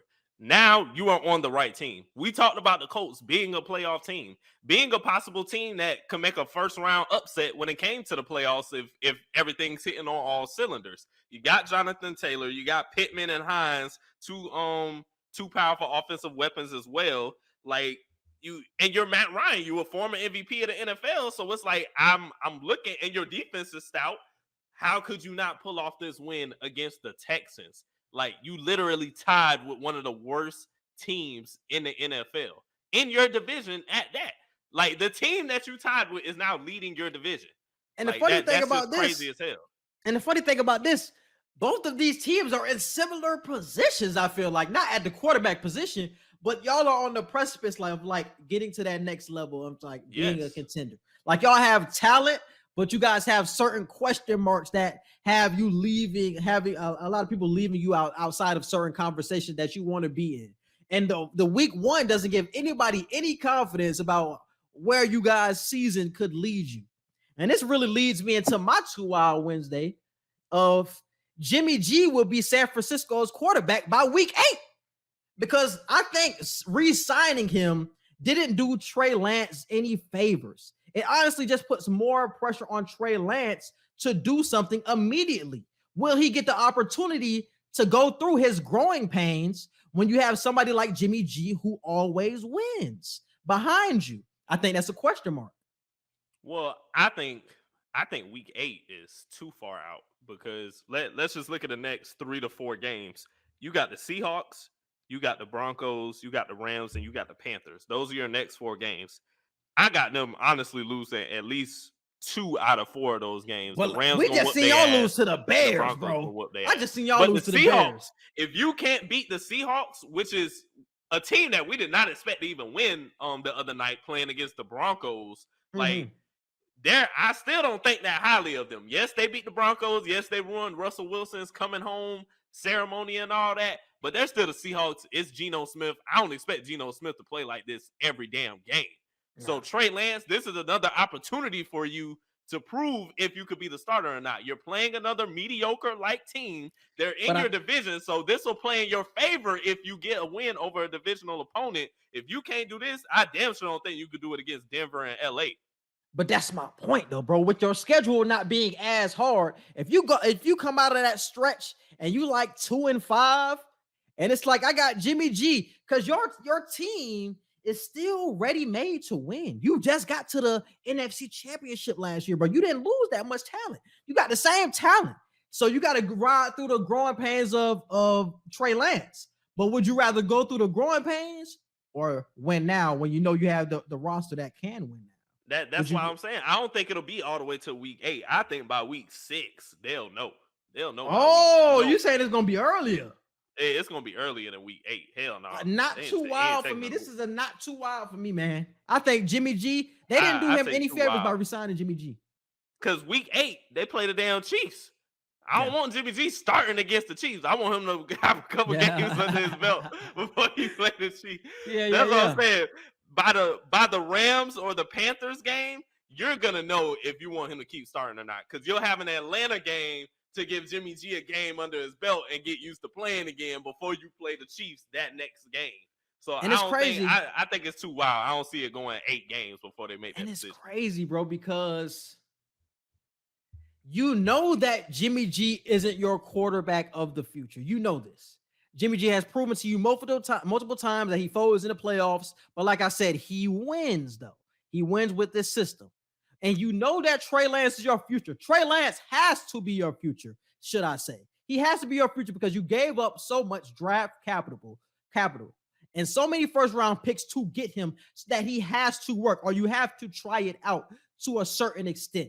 So can you give up on him so early to the fact where it's like, damn, I got to just jump to Jimmy G when you gave up so much to see if Trey Lance is the guy? And that's my question. You know one is your QB of the future, and you know one is just a bridge quarterback. Would you just ride it out with the young quarterback, or would you just go to the bridge? That's a tough situation to be in, bro, especially when you know your bridge can win now, and you got some players on that team that's not getting younger. But you can't go back at this point. Like, if you're the 49ers, unless Trey Lance plays terribly, like that, and that's what I'm saying. Like, it could be too wild in the sense of I don't think they'll wait till week 8 to take Trey Lance out if he's playing terrible. But if he's playing terrible by like week 6, they're gonna have to take him out for that reason. I don't think it'll be a reason of like, hey, we notice you struggling and we're not really even gonna give you a chance. Like, we're trying to win now, so we'll make the switch like now. Like, I just think it's not gonna take all the way to week 8 for it to happen. I just think that's a tough situation, bro. And it's like my heart is telling me that you have to just go through the same thing I was saying about Anthony Richardson. You just have to go through the growing pains of a young quarterback, especially when you got to where you got to last year. But you do have a semi-young team where you can high-key just grow with Trey Lance. But it's just the expectation that you have for yourself that will come into play of like, damn, we feel like we're a playoff team. And if he continues to struggle, we're not going to be a playoff team. So it's like, what do you want more? Do you want the quarterback to develop, or do you want to make the playoffs? What is more important? Honestly, the development of your quarterback should be the highest priority because that's going to help you in the future over just making the playoffs for right now, where you're probably going to lose to whoever you play in the playoffs. But that's just me. That's why I say it's not too. I'm kind of on the fence with it, but I'm gonna just say not too wild. I think Jimmy G will be the quarterback by week 8. I do. All right, moving on. And my last one. The Minnesota Vikings will be a top 3 NFC team this season. From what we saw in week 1, we know Captain Kirk, Justin Jefferson, Adam Thielen, Dalvin. We know them boys gonna get loose. But do you think they got enough to be a top 3 team, a real Super Bowl threat for the NFC? Will the Vikings be that? Too wild or not too wild? Top 3. Because think about it, bro. It's not too NFC. wild. That's what Nah, actually, it's too wild. I'm not going to overreact after one game, bro. And I think that's what niggas are doing. Aaron Rodgers and the Packers are not good. And that's really one I want. I had a Vikings 2-hour Wednesday, too. I wanted to talk about the Packers mostly about when I talked about the Vikings. because the Packers are not good, bro. I just picked the Packers to win the division off of blind faith off Aaron Rodgers. But what I seen in week 1, them wide receivers are worse than I thought, bro. You know when I knew the shit was left? It was the first play of the goddamn game. Oh, yeah. That nigga Aaron Rodgers hiked the fucking ball. The wide receiver, there was the rookie wide receiver. They picked him in the second round or whatever. That boy get naked loose. down there. That boy running naked down the field, bro. Aaron Rodgers sling that thing, hit that young nigga right in the hands. He drops it. I said, them niggas is trash. That's when I knew them niggas was done for. I knew them niggas was cooked. I knew them boys was cooked, bro. So I said, oh no, bro. I said, oh no. I said, them boys cooked. So yeah, the Packers are done. Man. I'm not going to overreact off the Packers game because I don't think the Packers are that good. But the defense for the Vikings is much improved compared to last year. But their secondary just was not attacked enough for you to really see the holes in their defense. I think they still have a little too many holes in their defense. But the offense was always explosive. We always talked about it. You talked about it last year about having Justin Jefferson, Thielen. Now you got Cook. They got the weapons, but it's the Vikings, bro. They're kind of like the Vikings or in like the Cowboys in that respect of like something is going to go wrong with this team. But I'm just looking at it from a standpoint of I think the Bucs and the Rams are still the top 2 teams when it comes to like real Super Bowl threats for the NFC.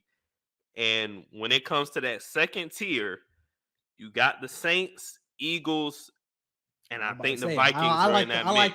I like them Eagles, yeah.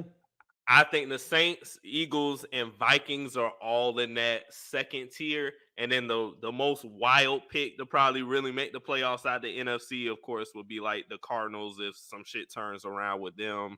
Or shit, who else?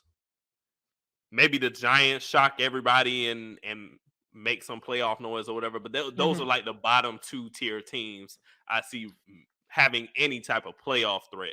But the top 2 teams I have is the Bucs, the Rams, and then the teams right under that could really stir something up are the Vikings, the Saints, and the Eagles. So I say not too wild. I think the Vikings have a great shot at being a top 3 NFC team. Too wild. I would have the Rams, Bucs. I like the Eagles, and I like the Saints over the Vikings as well. I think the Vikings make the playoffs though, because I think they win this division, but I wouldn't have them top 3. Nah. And moving on, my last one I got. If the Pats finish under 500, Bill Belichick should retire after 2023. Too wild or not too wild?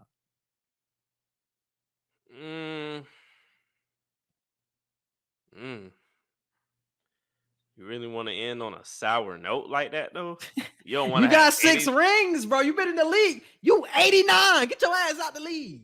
Shit. But that nigga is not 89. Like, man, that nigga old as shit. I don't know how old he is. I was gonna say, whoa, that boy is not 89. If he 89, Pete Carroll dirt.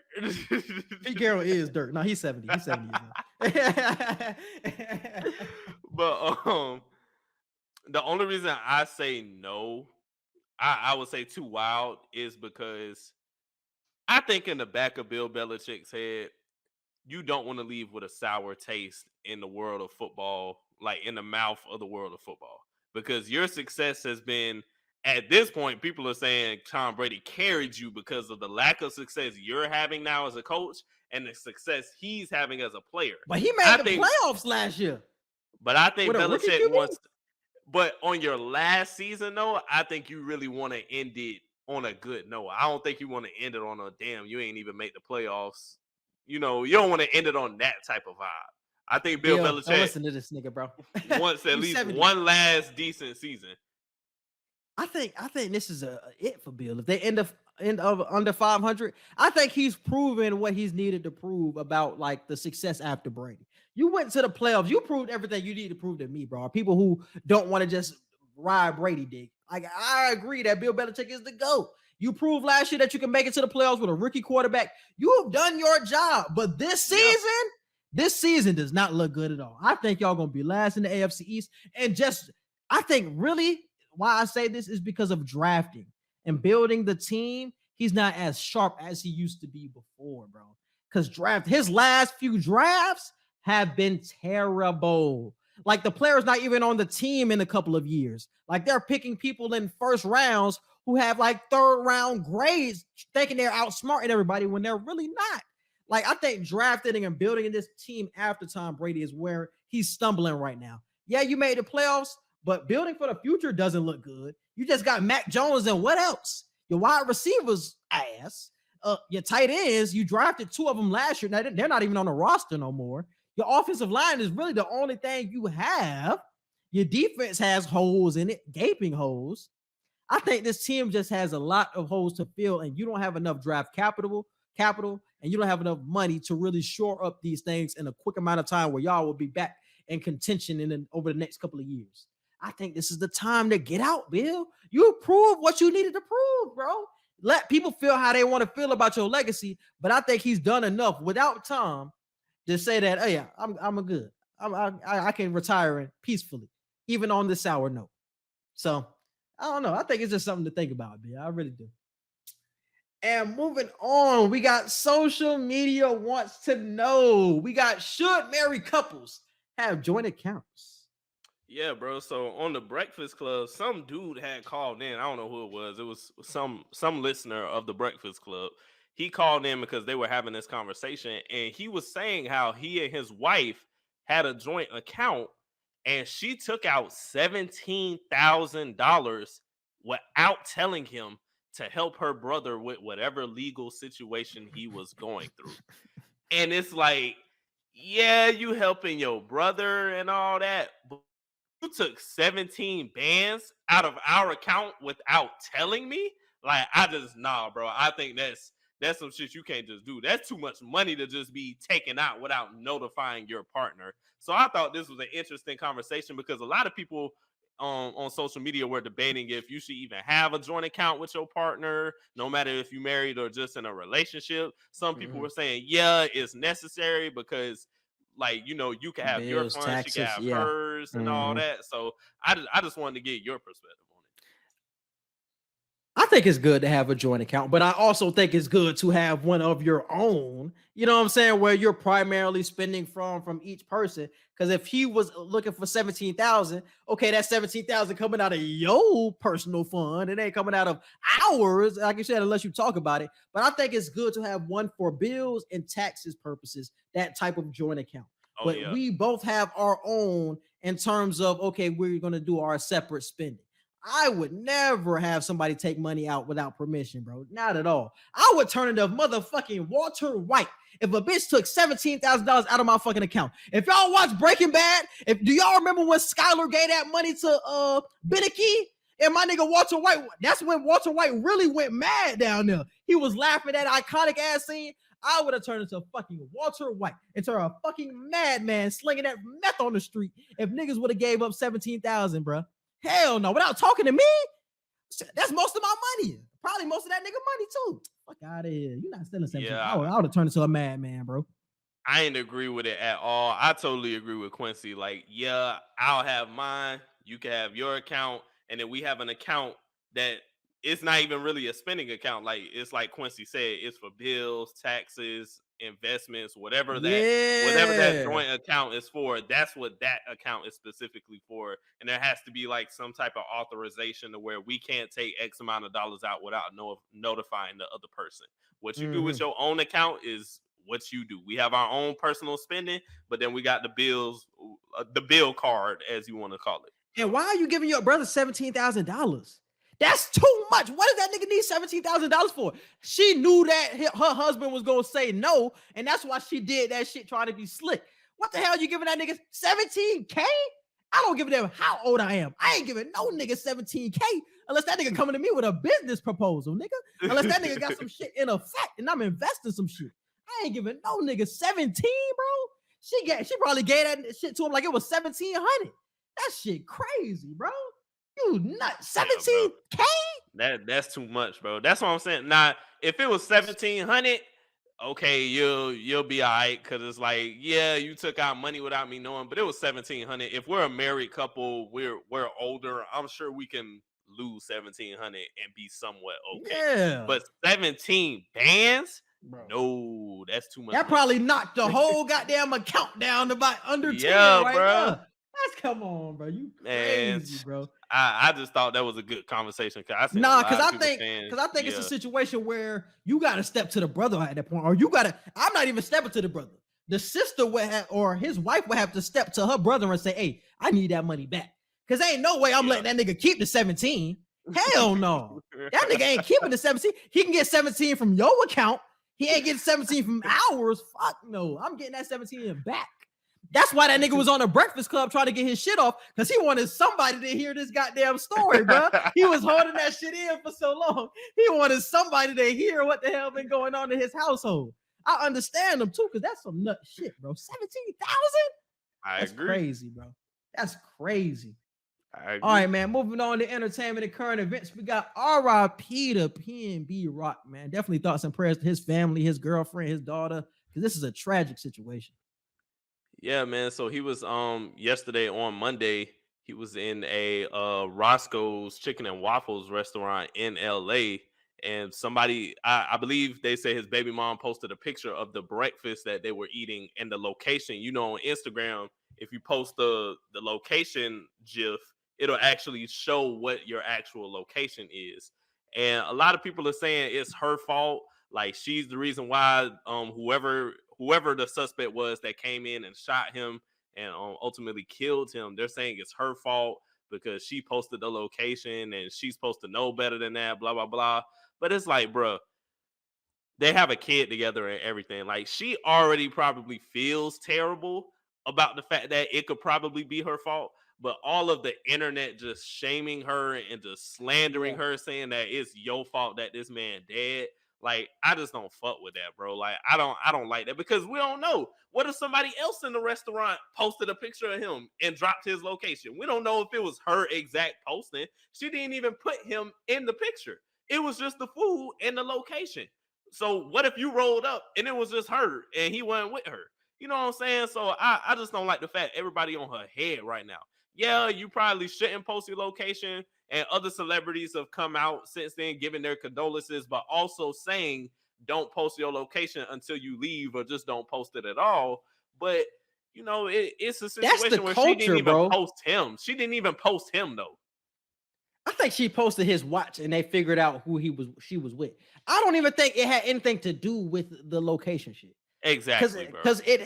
Because he has a track record of getting caught up with like thugs and gangsters. I think he had a interview with DJ Academics recently. Yep. He was telling a story about people trying to get at him, people trying to rob him. And this is LA. People got to stop thinking that LA is this sweet ass place that you go to just act.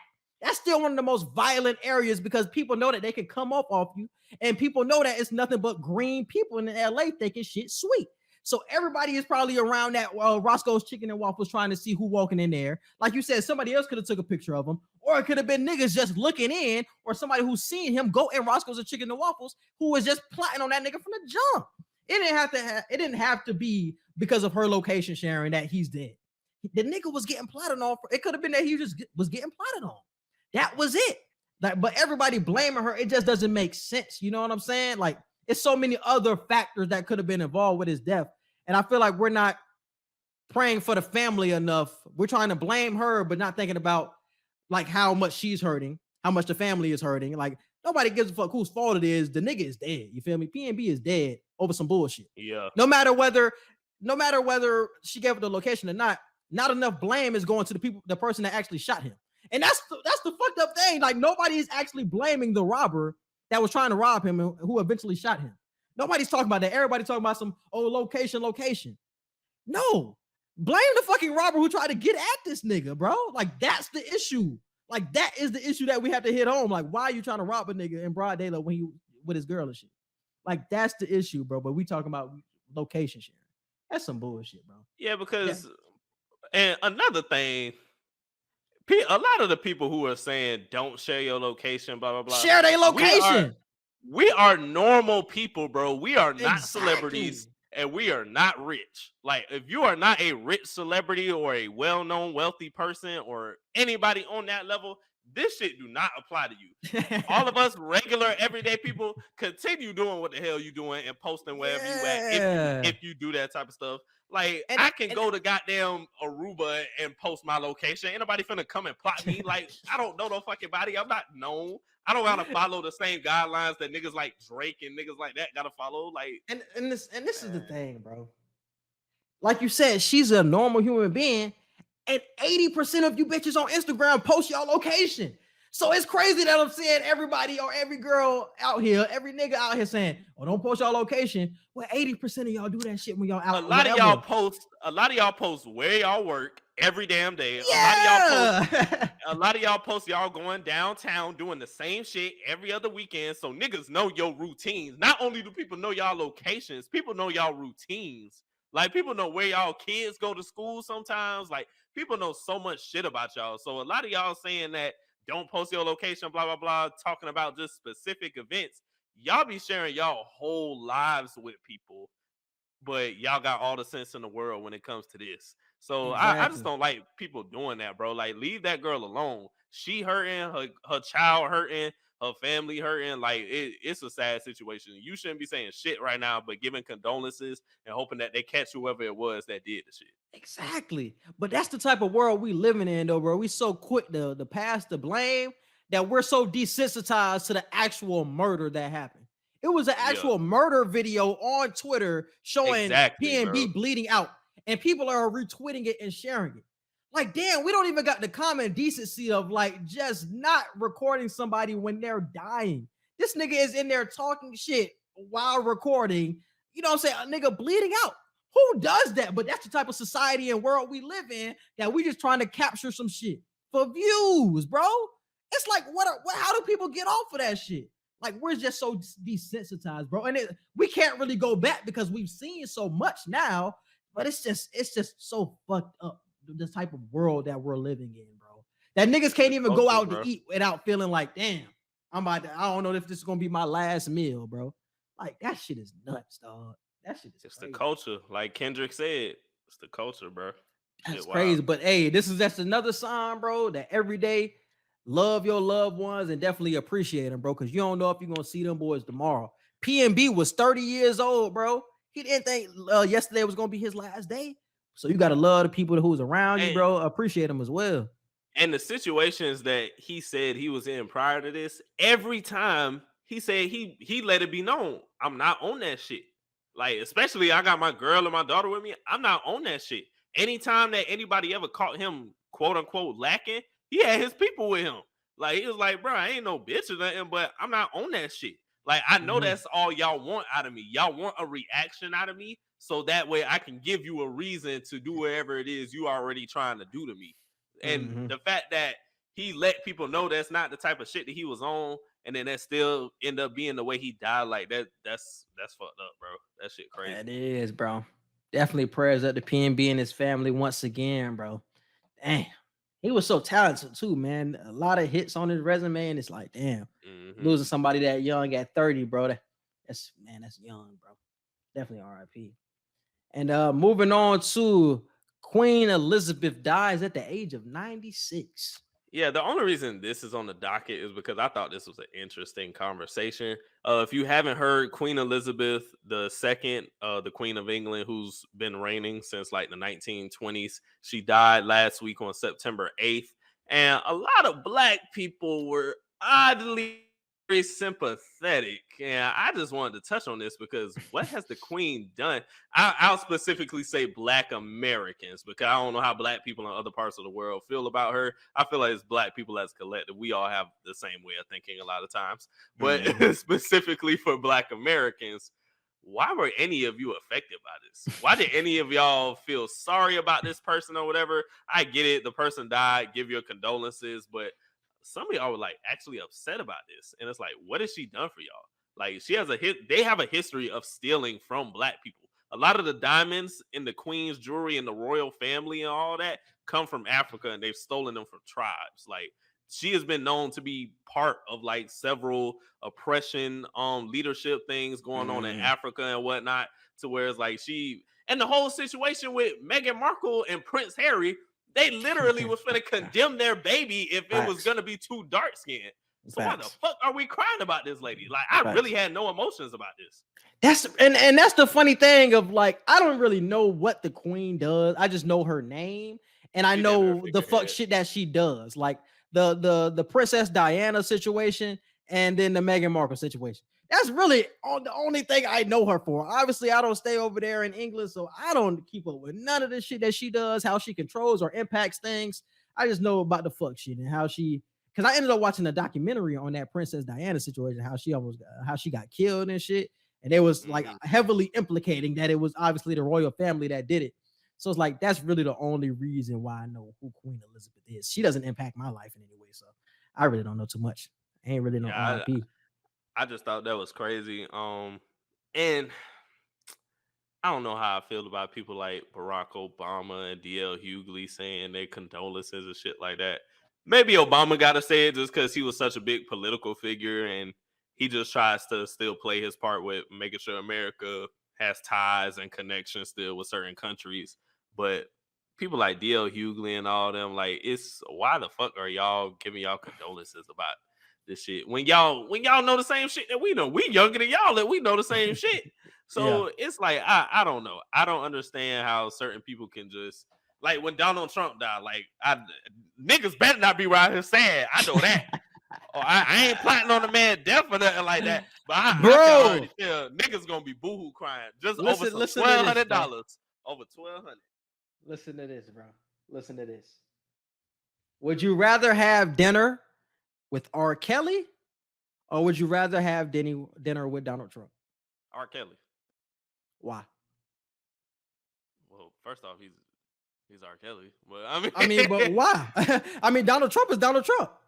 I'm not sitting with Donald Trump. I'm just not doing it. Why? The man probably would hang me if he had the option. So this is the thing, bro. Both of them niggas is sick as hell, bro. R. Kelly, I'm not into music, so what the fuck would I get from R. Kelly, bro? Would that nigga tell me his date rape tricks and how he be taking advantage of women? That's the shit I'm gonna get from R. Kelly. I could probably get that shit from both of them. But the thing about Donald Trump, he could put you on hella game, bro, because that nigga a real deal billionaire. Like, why niggas choosing some music, nigga R. Kelly, when you can get some real game from a billionaire type shit?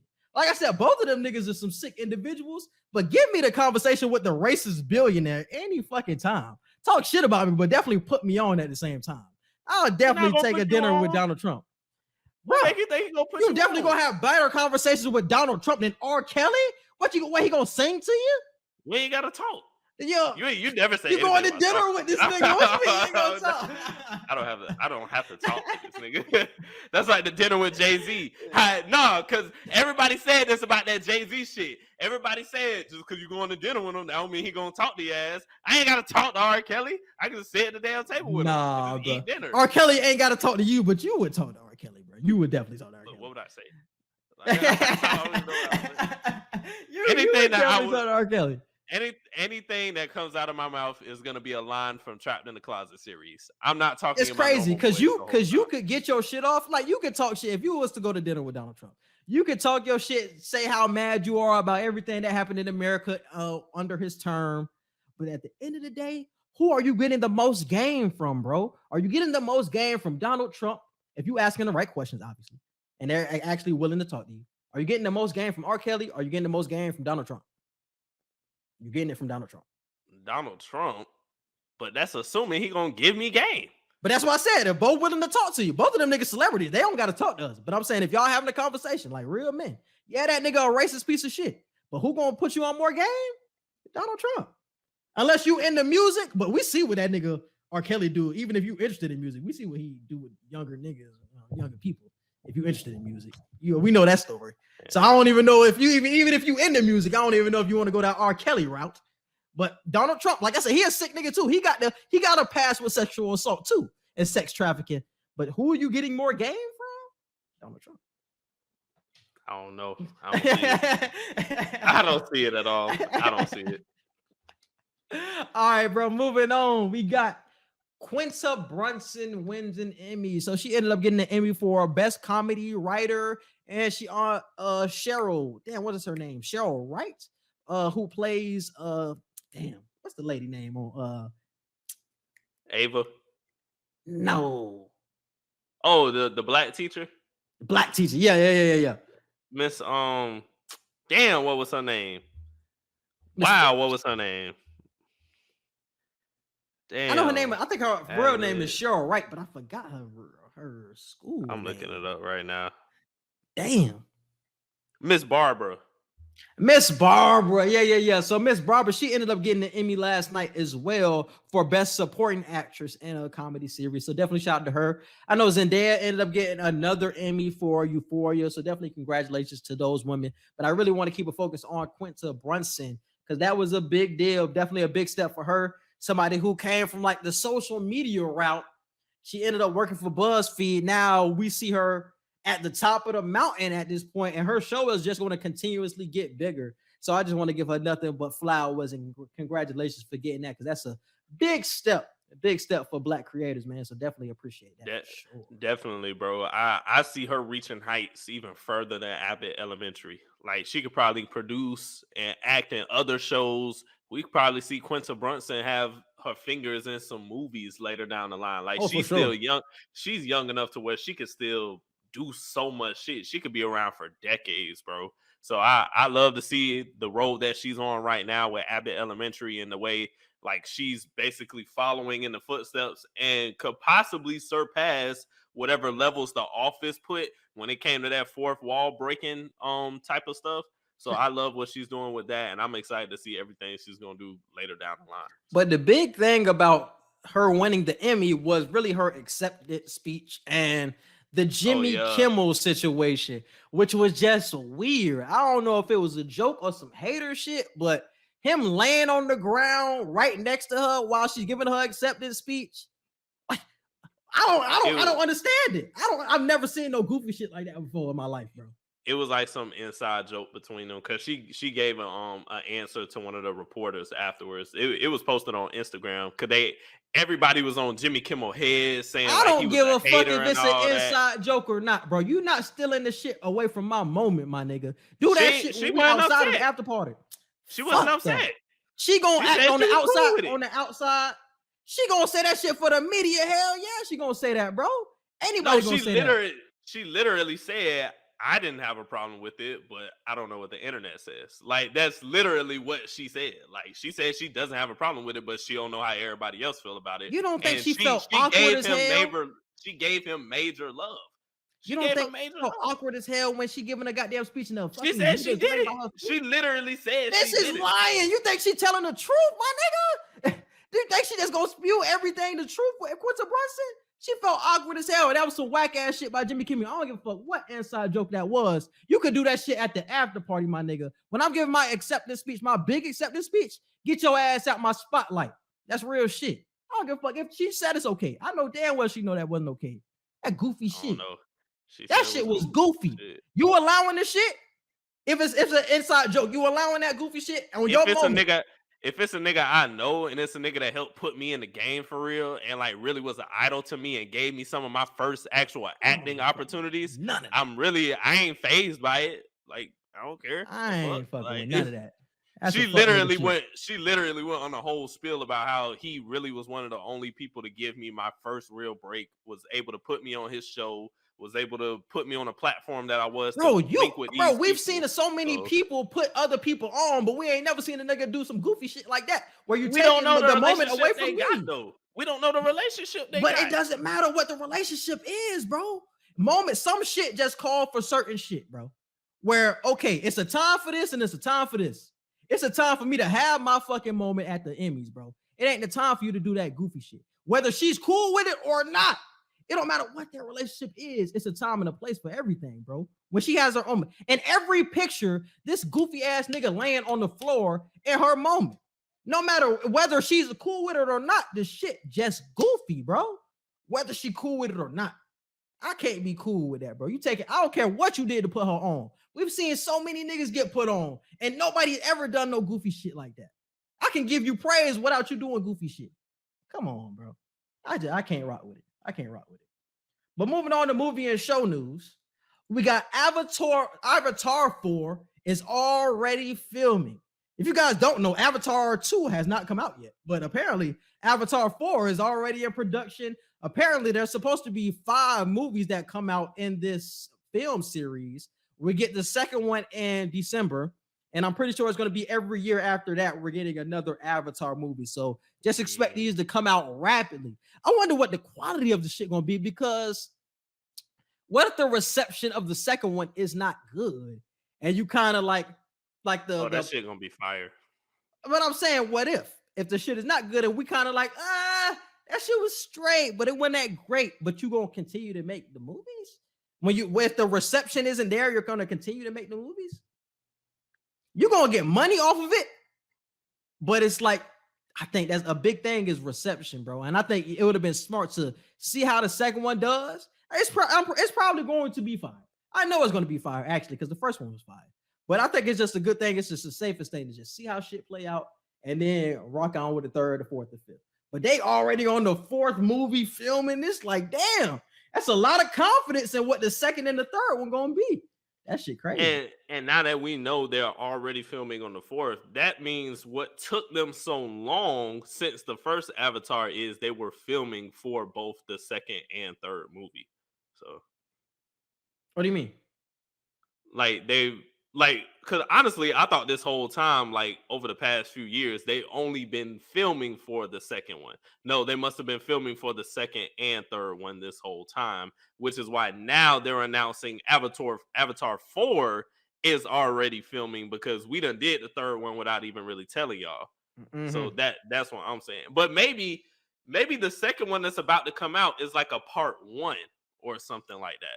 Maybe that's probably why they're saying we already filming the 4th one, because they're probably not calling this Avatar 2 or Avatar whatever part 1 Way or of whatever. Water. Yeah, they're calling it Way of Water, and then maybe next year it could be Way of something else, and it could be like a second half to whatever this second Avatar movie finna be. So I think the second and third one are probably going to be part 1, part 2 type of movies.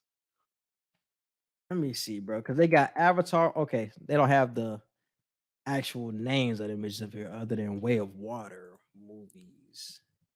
But I did see one. They had the names on there. I don't know why I don't see it now. But, well, oh well. But yeah, so we got what? No, it's going to be every 2 years. So they said Avatar 3 is going to be 2024. Avatar 4 is going to be 2026. Avatar 5 is going to be 2028. They damn sure pumping them bitches out. That's crazy. But definitely shout out to them boys. I'm definitely excited for that second one. And we definitely got to start working on that Avatar review for sure. I just watched that recently too, like a couple months ago. We can definitely do that. And moving on, we have the Little Mermaid Backlash. I think I got what's the name for that? I'm about to say, if you got the trailer, go ahead and show it. We got to give Hallie some love. This shit finna be fire. I don't give a damn what nobody say. But yeah, while Quincy getting ready to pull that up, bro, there was so much backlash in some of the comments. Like, shit was crazy. Like, all we seeing is a little mini trailer. It wasn't even a trailer, bro. They barely showed us anything. She was just singing in the water. I was like, okay, that's it. Okay, cool. And niggas hating already. Like, damn. All right, and this is the trailer.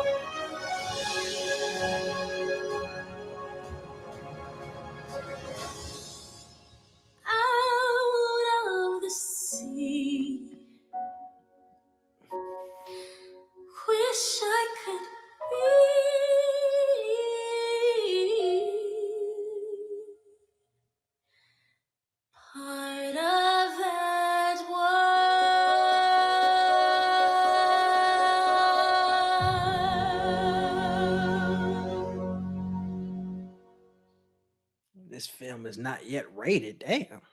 I thought that shit was damn near done. Shit finna be fire, bro. I don't know why people hating, bro.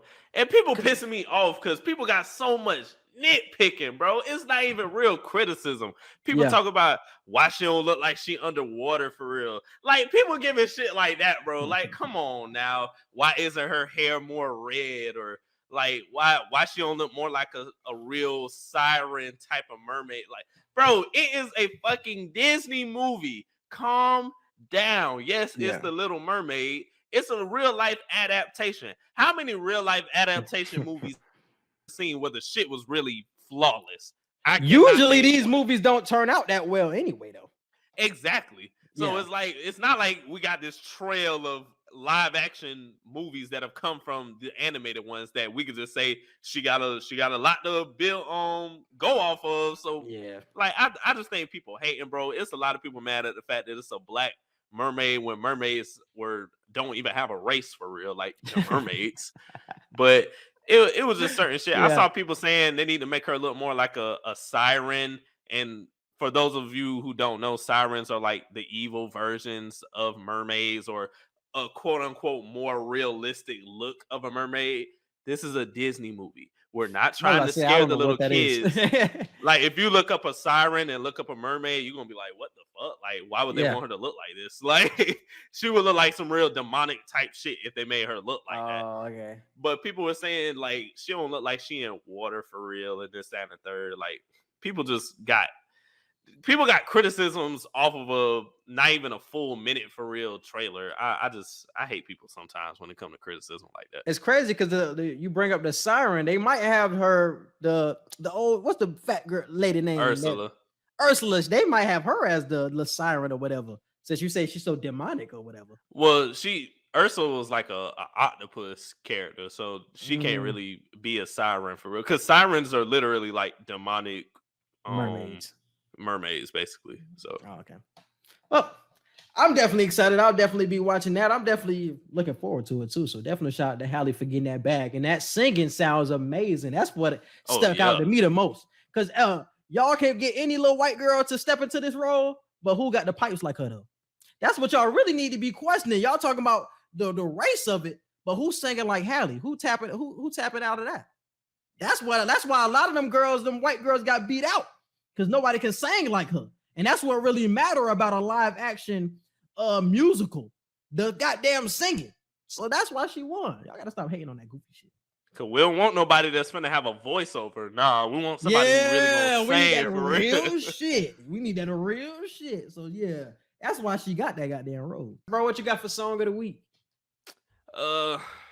Damn, good question. What I got for song of the week, bro? Man, definitely rest in peace to PnB Rock. I got Scrub by PnB, man. My favorite song by PnB. That's gonna be my song of the week. Damn, what's my song of the week? I'll go with Big Stunner by Quavo and Takeoff and Birdman. Birdman had like a 30-second voice. But Birdman fucks up every track he's on. I'm not listening to it. I'm not listening to it. Just listen for Quay and Take. Just listen for Quay and Take, y'all. Hey, I ain't gonna lie though, the hook fire. Big Stunner.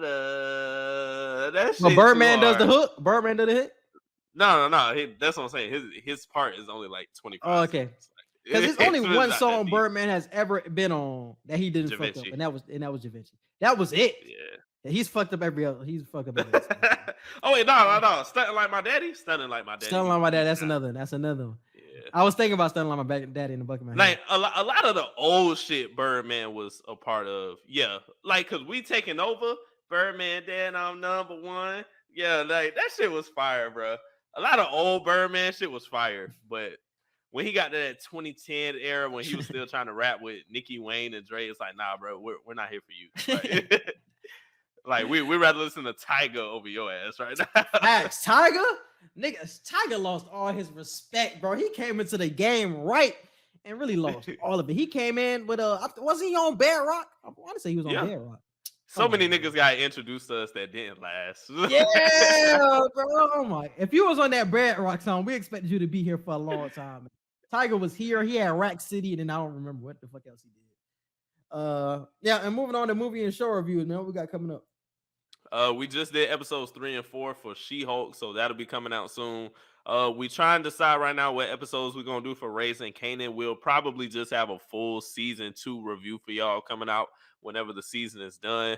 But like Quincy said, we got to do an Avatar 1 review. Prey. I was just telling Quincy earlier about some of my coworkers. They also told me about the movie Prey. They say that shit is fire. They're comic book heads, and they read all the Alien comic books back in the day, Alien vs. Predator, and they actually approved of this movie. So it must actually be for real. So I was hearing that good shit about it too. Yeah, I was hearing that good shit.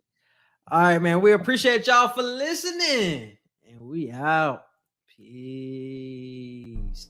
Be sure to follow and subscribe to the Q&E Podcast. You can find us on Facebook, Instagram, Twitter, and YouTube.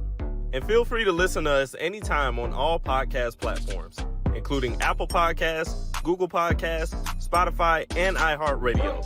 Submit all questions and inquiries to Q&E Podcast@gmail.com.